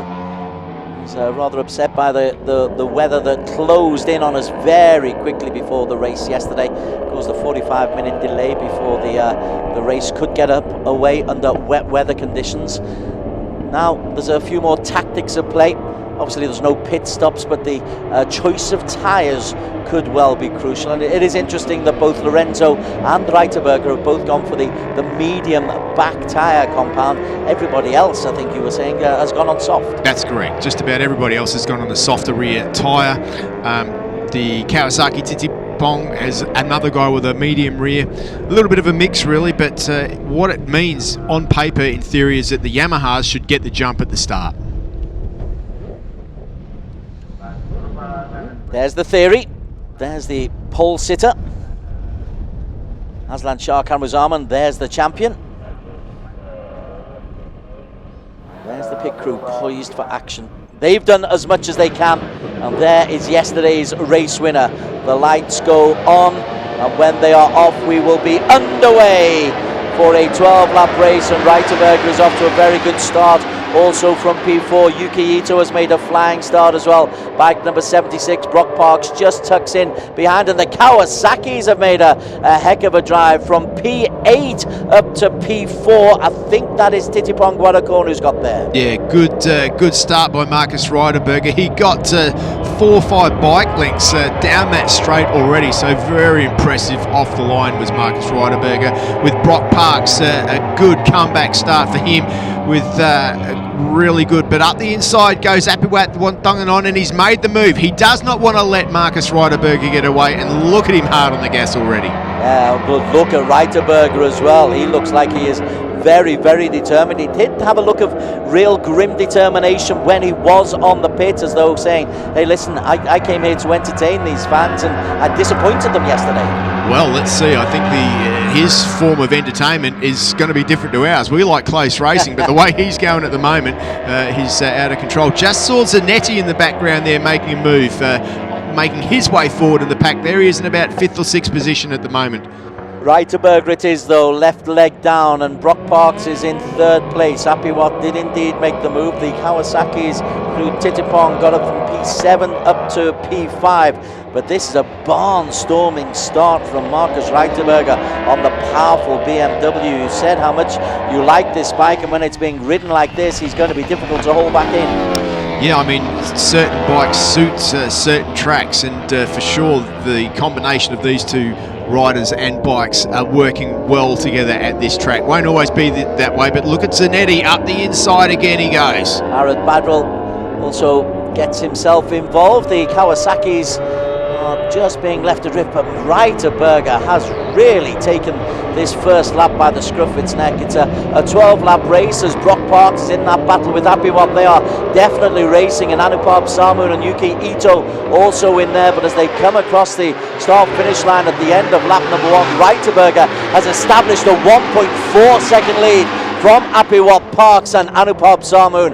That's a stunning start from the German. Look at Lorenzo Zanetti as well. Zanetti's coming in the background there. He's on to the back now of Anupam Samoon, and I've got to say I'm really impressed with Anupam Samoon. Great job yesterday in the wet, but he's backing it up in the dry. Farid Badrul has got himself up ahead of Rasuki Owato. Owato's going backwards. The best of the Kawasaki's currently in P6. That's Titipong. That's in the lime green livery, just going through. Behind Lorenzo Zanetti, in front of him is Anupam and Brock Parks. So Parks is under pressure here for P3. Never mind chasing P2. Parks is under pressure for P3. Yeah, he certainly is. The pressure's there. It's also coming from the Access Plus Racing Okada team rider, Lorenzo Zanetti, who's joined the back of that group. I spoke with Zanetti and he seemed to think that he could get on the podium here today.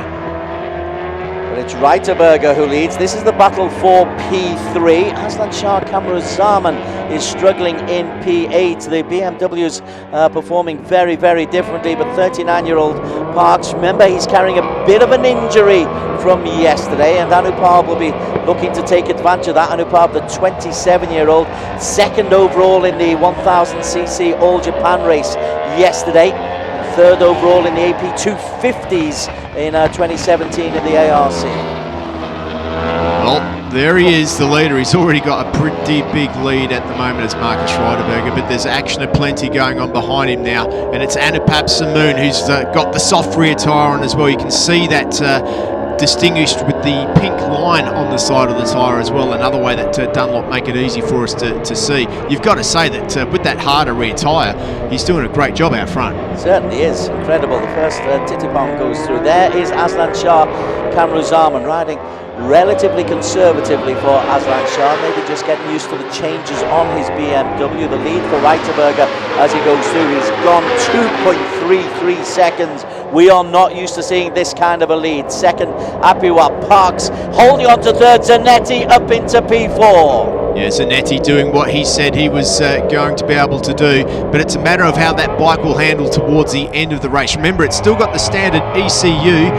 Perhaps this circuit might work out for him, but there's also a question mark on whether he can make the distance due to the fuel. Like the fuel tank on that bike's not big enough. He actually ran out of fuel yesterday. The bike started spluttering in the wet, so interesting to see what happens there. That is still 10 laps away though, but Zanetti has certainly made a mark here. The Italian number 87, he's got himself up into P4. Next available target for him is the rear wheel of Brock Parks. The 39-year-old Aussie is very aware of the pressure coming on behind him. Maybe Parks will like this under a little bit of pressure, not in the wet. Look, I think that what Brock Parks needs to do is just consolidate this weekend, get some points, get out of here. He's in a good position at the moment. If he can stand on the podium at the end of this race, that would be a good result for him. He's in pain, he's hurting at the moment. He was gritting it out on the grid, but he's got work to do, and I'll tell you what, he can't afford to back off too much, because he does, he's not going to just finish fourth. He could go way back down through the pack. There is the lead for Marcus Reiterberger. That is a fantastic start.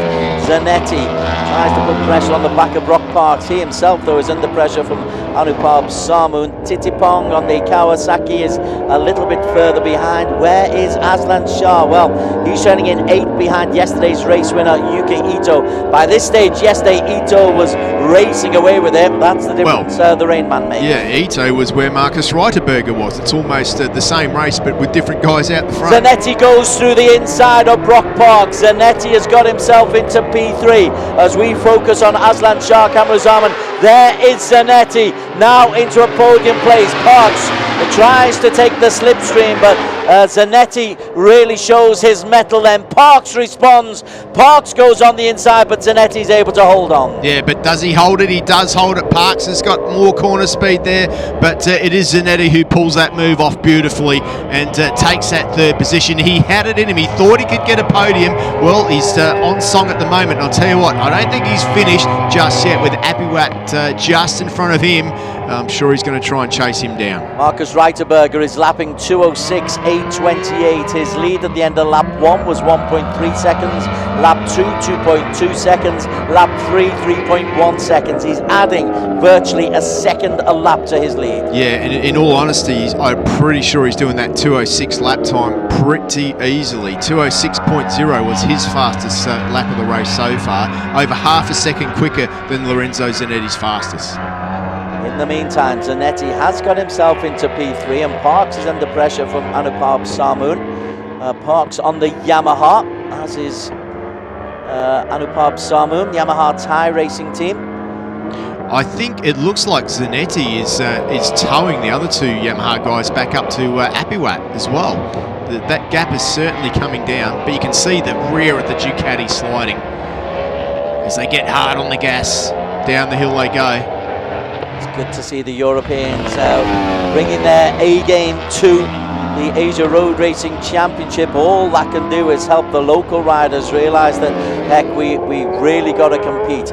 P2 at the moment belongs to Apiwat Wangtananon, but he is under pressure from the Ducati, the powerful Ducati of Zanetti, and Zanetti has a look on the inside as Reiterberger goes through. Zanetti into second place. Reiterberger 1, Zanetti 2. Apiwat tries to look back on the inside, but that was terrific from Lorenzo Zanetti. Saw the chance and took it. Yeah, well, we said that Ducati had a lot of power, and you can just see there, look at that P2, nervous in the pit box there, and boy, what a great job by Lorenzo Zanetti to work his way through the pack. Marcus Reiterberger is gone, but the race is on in earnest there. Look at that, from second place all the way back down to Tigipong Warracorn in 8th place. Nose to tail, what a big group of riders we've got. He quite rightly called it that Zanetti has dragged everybody back in onto Apiwat. He's actually overtaken Apiwat, but Apiwat, who was in splendid isolation in P2, has now got a lot of company, as you just suggested. Reiterberger, he's enjoying himself. Reiterberger's lead is up to 4.4 seconds. Again, it's a 0.8 of a second increase, lap by lap by lap, Steve Martin. Yeah, Zanetti, you can just see that Zanetti was all out of shape there, ran a little bit wide, but managed to get away with it. He's made his way through, but he hasn't been able to pull away from these guys too much. Apiwat is trying as hard as he can to hang on. Reiterberger, gosh, it's almost like he's got a track of his own. One half of the track to Reiterberger, one half to the rest of the crew. Lorenzo Zanetti in P2, Apiwat and Parks. The gap between Zanetti, 4.66, and Parks, it's less than half a second down to Yuki Ito in P7. Couple of European riders with 2 European motorcycles, 1 and 2 at the moment, so interesting to see. Good that this championship is getting the support from factories like BMW and Ducati, who just realise how fantastic this Asian market is. Just look at the lap times of Marcus Reiterberger, 2:06.584. You mentioned he's doing it relatively easily in inverted commas. He's pulling away 0.6, 0.7, 0.8 of a second every lap as Lorenzo Zanetti is able to hold off Apiwat. Joining in the fun there, is that Aslan Shah Kamruzaman getting involved? I think it is. The second BMW has got involved. This is an important race for Aslan Shah, I tell you. If he can get in front of that group, or even behind Zanetti, he's going to pick up some pretty decent points. And he's coming in a hurry. He's gone past, not quite on Apiwat, but boy, you cannot count this man out on race day. What did we just say? It's a stall for Aslan Shah, and then suddenly goes bang, bang, bang from P8 down into P4 and challenging number 24 bike Apiwat for P3. He will have Zanetti in his sights because the BMW is really, really clearly working beautifully. All the practice that you can do does not simulate what happens in a race, and we know that this is a guy that likes to race. All it's taken is to get a decent couple of dry laps in race conditions under his belt to work this bike out, and I feel that he's worked it out now. So watch out, he's back, he's strong, and he is going to go for at least a podium in this one. Speed of 292.4 kilometers per hour is the fastest straight line speed. He's 2:04.640 was his lap. That is is it the fastest? No, it's not the fastest lap yet, but it's not far off it. Yeah, it's a pretty impressive lap. The fastest lap set by his teammate was a 2:06.0, so 0.4 slower than his teammate. That just shows you how impressive he's going out there at the moment. Reiterberger leads by a mile. Zanetti, you can see in P2. Zanetti comes into this corner as Reiterberger goes out of the straight ahead of him. Behind them, Apiwa, Aslan Shah, Anupar Parks is now down to P6 and will be under a bit of pressure from Yuki Ito if he's not careful soon, as Titipong is also there as well. Ito's done well. He's eased himself back into contention at the tail end of this group. 12 laps, we're only approaching the halfway mark.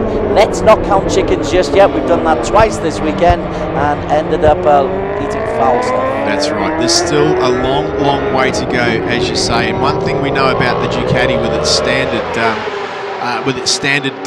Aslan Shah has just moved himself up into third position now, so pretty impressive movement by him. And as we know, that Ducati, with all that power, it does start to eat the tyre up towards the end of the race. And the team are happy with that, aren't they? They're thrilled to bits with that. Lorenzo Zanetti. Zanetti forced outwards. This is Aslan Shah saying, I am showing who is the boss today, my friend. He said he was going to show who the boss was, and I'll tell you what, he's showing who the boss is right now, and the boss is Aslan Shah. This is my land. This is Malaysia, says Aslan Shah. Well, Reiterberger's in Germany. That's a long way away, but Lorenzo Zanetti just got a bit of Aslan.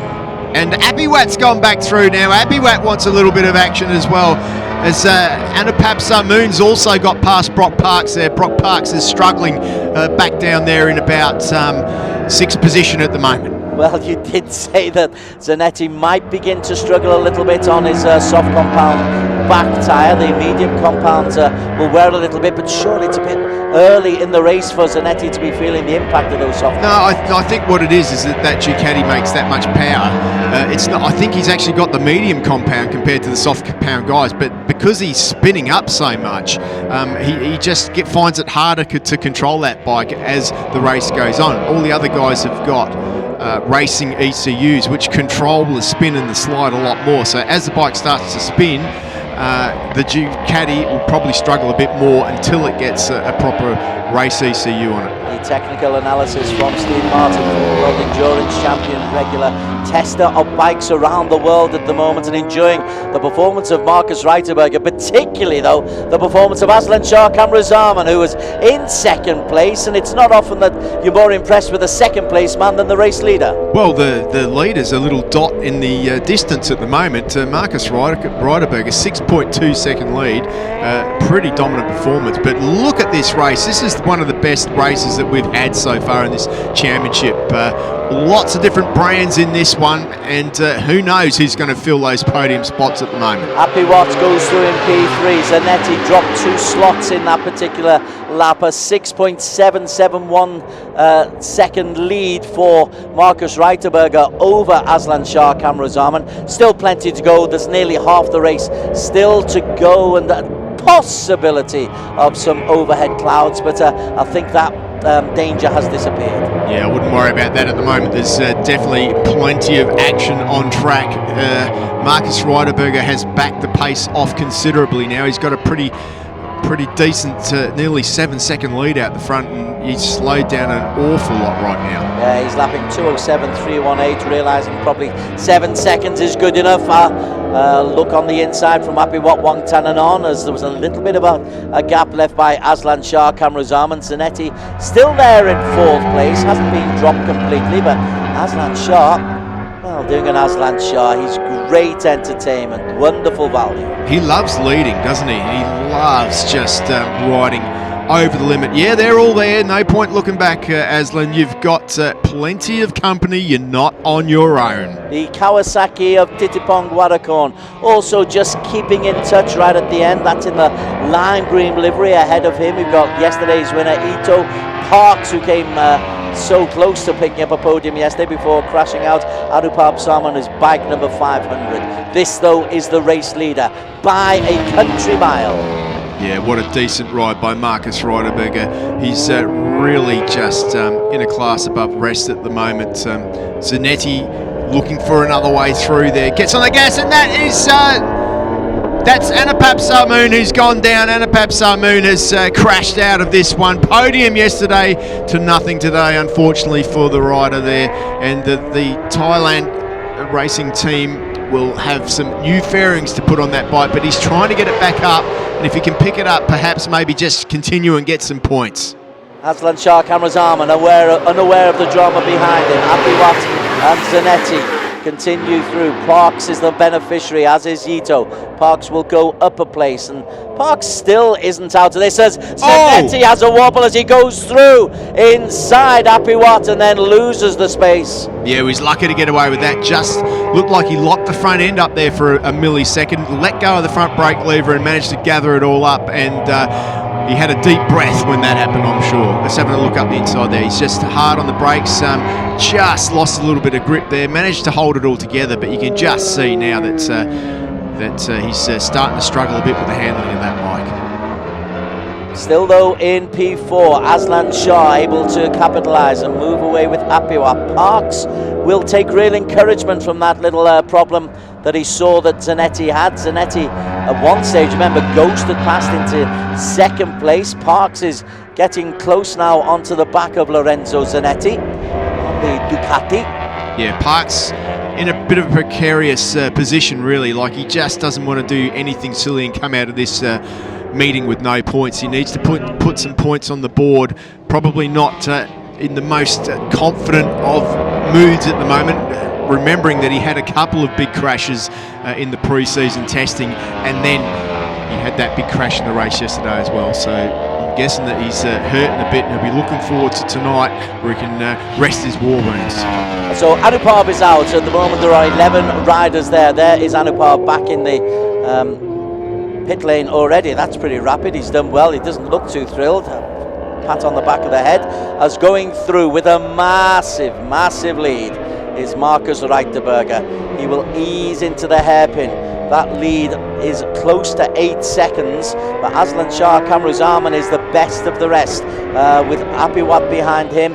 And where is Lorenzo Zanetti? He did go through, didn't he? Yeah, there is Lorenzo Zanetti, just ahead of Brock Parks. The lead is 7.473. He has taken his foot off the gas, Reiterberger. Yeah, no, that's what he needs to do. You only need to win by a tenth of a second. There's no point being 7 seconds in the lead and crash. Ito has been overtaken by Titipong Warakorn, the Japanese who had such a fine time in the rain yesterday, struggling a little bit in the dry conditions on bike number 76. That purple and blue livery, it's easy to pick him out, particularly when he turns to the left, because that purple leg is raised high. But at the moment he's the back of this little group in P7. Yeah, good to see Brock Parks there, just still hanging in there, doing the best he can, struggling to get past number 87 machine. But it is Apiwat one thing on at the moment that is doing the best he can to hang on to the back of Aslan Shah. 207.1, fastest man on track last time round was the number 25 machine. We have got 2.5 laps to go as the two BMWs. Yeah, they are the same team. They are in the same country, but only just, as the Sepang International Circuit becomes a bit of a playground for Marcus Reiterberger. Didn't enjoy the play he received yesterday when it was rainy. Today, in dry conditions, wow, he really is showing the way on the BMW. Reiterberger in the far distance as we see Aslan Shah Kamruzaman coming out. And Aslan Shah himself is beginning to get a bit of leeway, a bit of distance ahead of Apiwat, Zanetti and Parks. We could be in for a first here as well. We've had BMWs win before, but I don't think we've had a BMW 1-2. So BMW 1-2 is on the cards here. And then if you add into the fact if Zanetti got onto the podium as well, wow. Certainly is. BMW only joined the series as Ducati did last year. So for them to make this kind of a significant progress in race number 1 of the new season. Zanetti goes just a little bit wide, but P2 behind Reiterberger is Aslan Shah Kamruzaman. The gap is 6.733, so Aslan Shah is slowly but surely closing the gap, but I'm sure that's because Reiterberger is easing up. Now then, Lorenzo feeling the pressure. Look at this from Titipong. He's got up ahead of Brock Parks. Yeah, Titipong's definitely found whatever it has been that he's been missing throughout the weekend. Could be a little bit too much too late for him, but in the end he is chasing down that podium with a couple of laps to go, but with the other two riders up the road, probably too much work for him to do. Just had his quickest lap of 2:07, 1:39 did Titipong, and he's the man who's right on the back of Zanetti, who was lapping just a little bit slower. Pressure on the rear tyre of Lorenzo Zanetti, who is now feeling the force of Southeast Asian racing. You can see Brock Parks there, he's starting to wake up a little bit now too, trying to find his way through, but it's Titipong who almost runs off the track there, uses the ripple strip and a little bit more, but holds it all together.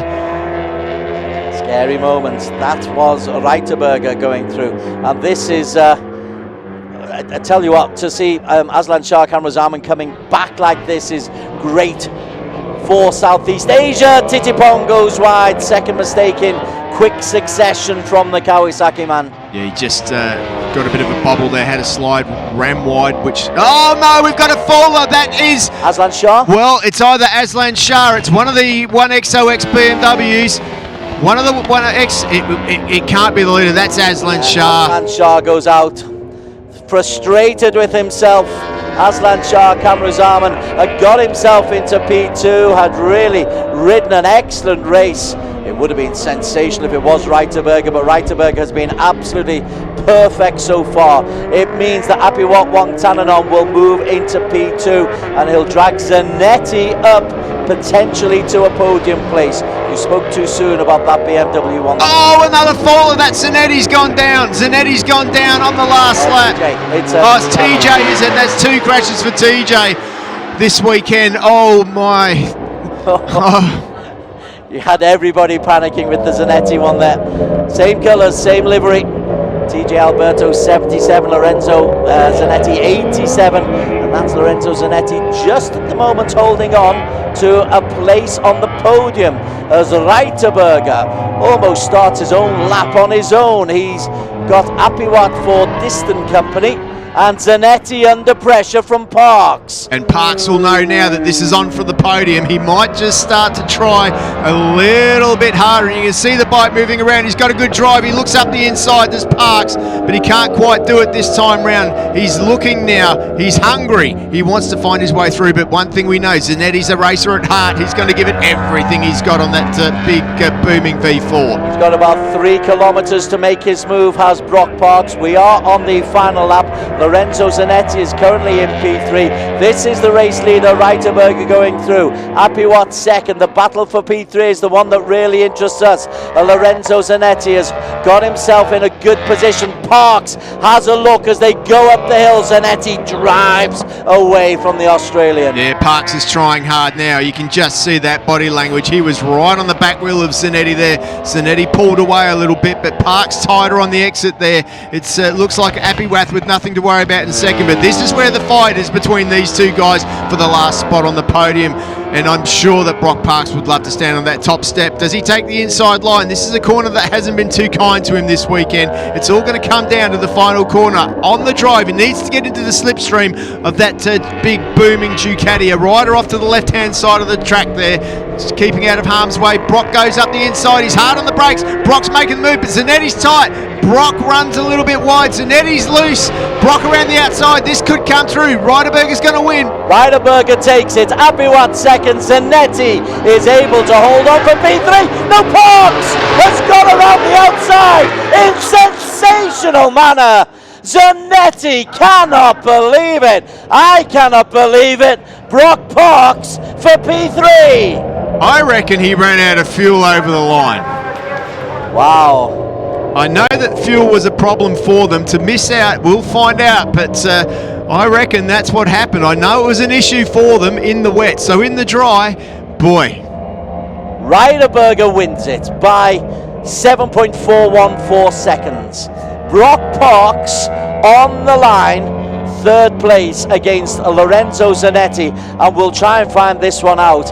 Lorenzo Zanetti, did he run out of petrol? You called it before the race. Here we go, let's have a look. It. He's either done that or missed a gear. Apiwat goes through, and he's flat out on the gas there. He hasn't hit the gear shifter, so I think that he's run out of fuel. He didn't miss a shift. I think he ran out of fuel. He's just lost drive there, because I didn't see him go for a gear shift. He could have missed a gear, but that wasn't the case. So we'll find out. Maybe they better go and buy another litre of fuel to put in the bike for next time. Well, Parks will happily take that third place. Well, he nearly took a pillion ride on the back of the number 87 machine, because he nearly ran into the back of it. He was almost doing an avoiding action. It was, yeah. So clearly Zanetti has closed down, has slowed down. Zanetti, though, is still... No, he will still go, because the fuel will be rushing forward and backwards in the tank, and under heavy acceleration it will be right at the back of the tank. Where the pickup is probably nothing. He's probably got a couple of litres in the tank, but under racing conditions it's sloshing from the front to the back. Well... Or I could be completely wrong. You could be completely wrong. I reckon you're not. We'll find out. Result, Reiterberger, superb, wonderful. 1 XOX BMW, fabulous performance. Apiwat from Thailand on the Yamaha. The Australian, Brock Parks. The Italian, Lorenzo Zanetti. Then the second Thai, Titipong Guarakorn. The Japanese, Ito Iwato, good result for him. 7th, really good result for Ahmed Daniel Heikel, benefiting 41 seconds adrift, but nonetheless good points for him.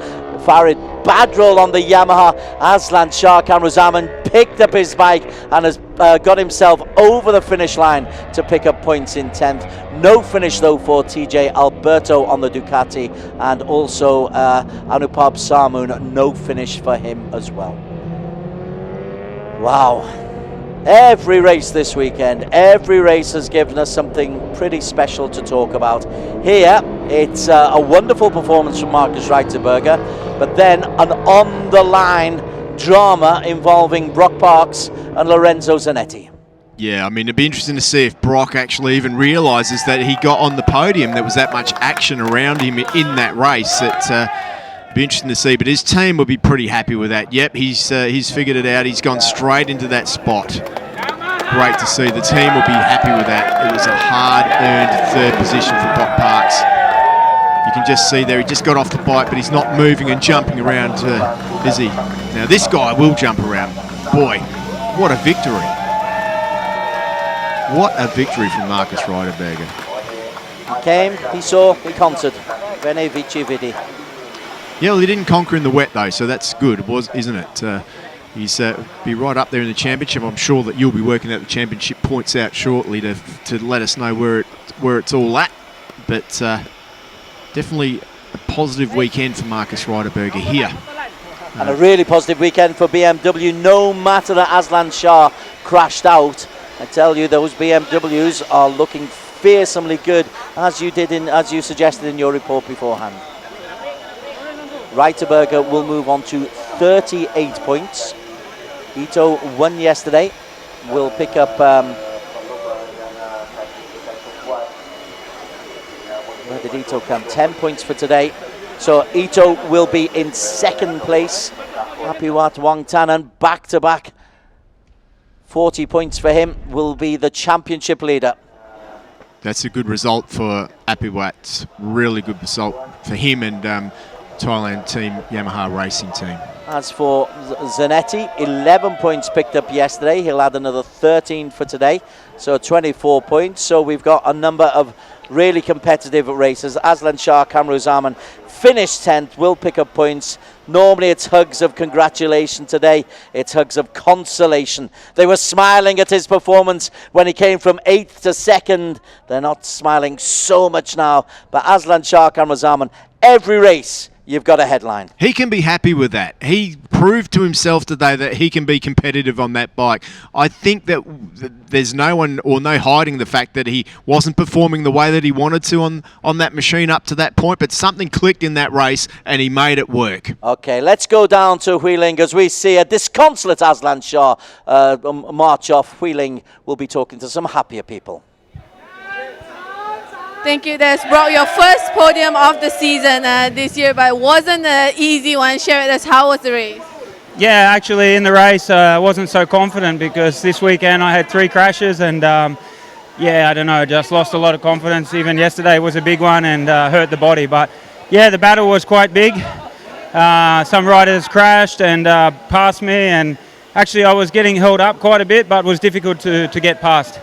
And then at the end, the Ducati missed a gear, I think, and at this time I nearly ran up the back, but lucky enough I got past. You know, he was struggling a few times in the back straight to get the gear, and then at this point I was lucky, yes. But I'll take a podium sometimes, like yesterday, unlucky. Okay, thank you so much, bro. And coming in second place today, Apiwa Wongtana. Apiwa, you had great pace during the start of the race. Share with us how was race 2. Yeah, it's difficult for me, the one race. Start late, I follow in the front group, and I can follow in the Marcus 1 and 2 lap, but he very, very fast. Yeah, I keep concentrate in the focus in the follow, but in the middle to late, in the Ducati and Aslan coming. Yeah, and I step, I looking to the line and forget the target in the last lap. But Aslan is in the crash, yeah, so lucky for me. But I keep concentrate and get the podium. Thank you for Yamaha Thailand Racing Team and Thai people to share. And another thing, Apiwa, now you go into the second round as the championship leader for the 1000cc class. So how are you looking forward to the next race in Australia? Yeah, it's of course I'm very happy, and to the next race I keep the target the same, but improve the bike and for me and my confidence is the next race, and we will see. All right, thank you so much, Apiwa. And picking up his first podium and his first win in the Asian Championship, Marcus Rackersberger. Marcus, you had a perfect race from start to finish. Share with us, how was it? Yeah, it was a nice race for me. We see already the last few days that we are very strong in the dry. So I push a lot the first 1 or 2 laps, and then I take care to don't make mistakes until the end. I go my small safe rhythm. And I want to say thank you to all my team. Make this possible. The bike is very good. I feel very home in this team, and yes, the support is great. We work a lot on the bike. We always improve. We always find solutions. This is what I miss maybe in the last year. So I'm really happy now, and really looking forward for the next few races. All right, thank you so much, Marcus, and we'll see all 3 riders on the podium.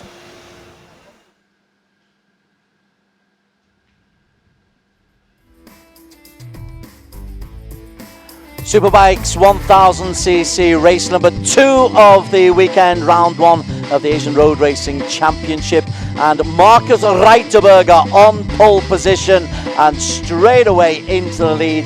It was a lead that he would not relinquish, going on from pole into first corner right the way to the end of this race with a fantastic individual performance, Steve. Yeah, he had a little bit of a moment at the start of the race there. He foot come off the foot peg. Lucky to get away with that one, but that just did not slow him down at all. Brock Parks was in second place with yesterday's winner, Yuki Ito, work to do in the background. You could see BMW there were watching. It can't be possible that he could make it that far in front, but he was. Brock Parks was getting chased down though. Appy Watt was coming on his way. Lorenzo Zanetti also had his turn at the front. Zanetti got up into a podium position, and that's what he wanted to try and achieve this weekend. Yeah, the BMWs and the Ducatis are only relatively recent imports into the Asian Road Racing Championships.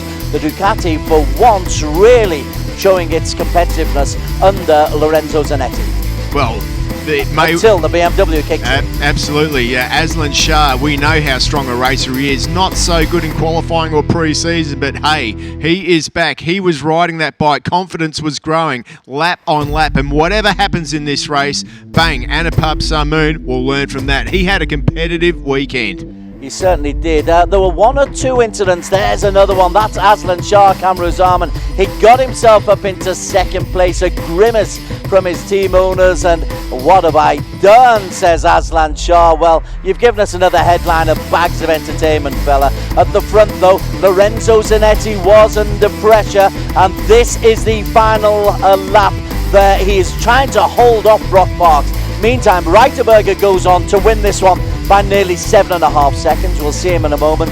Apiwat Wangtananon goes on to take second place, but the real drama, Steve Martin, talk us through it. Absolutely. Around the outside he goes. There's your winner, but watching the background now as it's the number 87, Zanetti goes. He misses a gear is what we heard and from Brock Parks. Brock Parks nearly runs at the back of him, says thank you very much and takes the last podium. But there is your winner.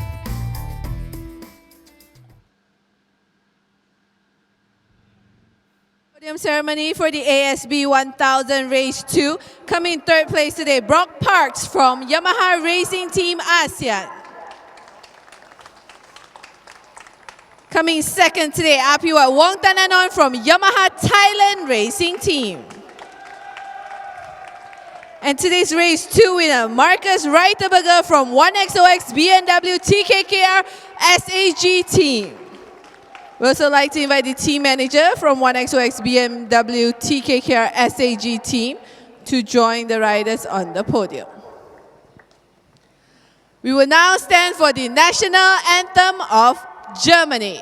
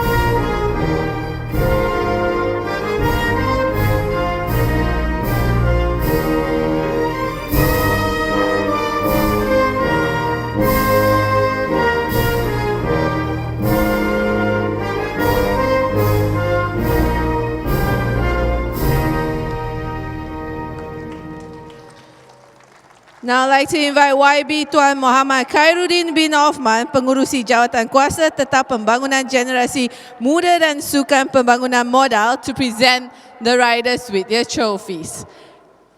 Coming in third place today from Australia, Brock Parks.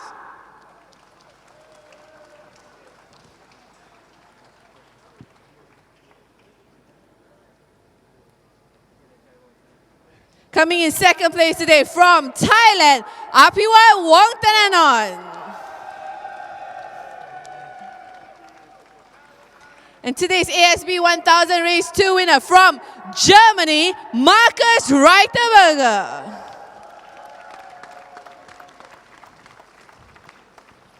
And the best team award today goes to 1XOX BMW TKKR SAG team.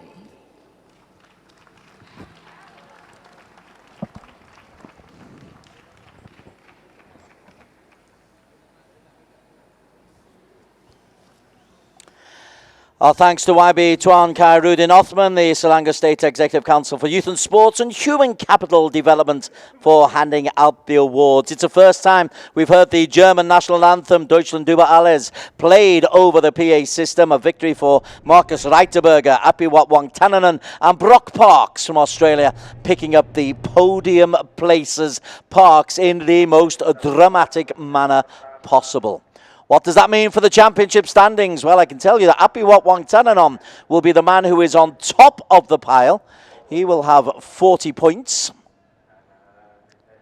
As we look at the Malaysian flag, that's a beautiful backdrop of Sepang. Reiterberger, 38-point weekend. UK Ito picked up points today, 10 points to add to his victory yesterday. Zanetti, 24 points for him. It's a very international look to this 1000cc Superbike Championship. Titipong Parks in 6th place on 16 points alongside Anupab Samoon, who crashed out today. Aslan Shah Kamruzaman entertaining as ever, but the defending champion is trailing the rest. Farid Badrul 16 points, as does Ahmed Daniel Heikel. Iwato 15 points. No point weekend for TJ Alberto, who had a DNF in both races. As the dark clouds eventually threaten to swamp us here, I can tell you that next up in May, we are off to the Bend Motorsport Park for round 2. Then we head to Suzuka, to Zhuhai, to the Chang International Circuit. We're back here at the Sepang International Circuit to celebrate my birthday, and the Chang International Circuit on the last weekend of November. That is what we have got. It's been fantastic entertainment in round 1 of the series. We've got another 6 rounds to go. I can guarantee you there will be more last lap action, more last minute drama, more races to remember. This is the Asia Road Racing Championships. There's a reason we've been around for 25 years. It's because it's damn good. From the team behind the scenes, from myself, Des Corkill, from Steve Martin, hope you've enjoyed it. We'll see you at the Bend in Adelaide in May.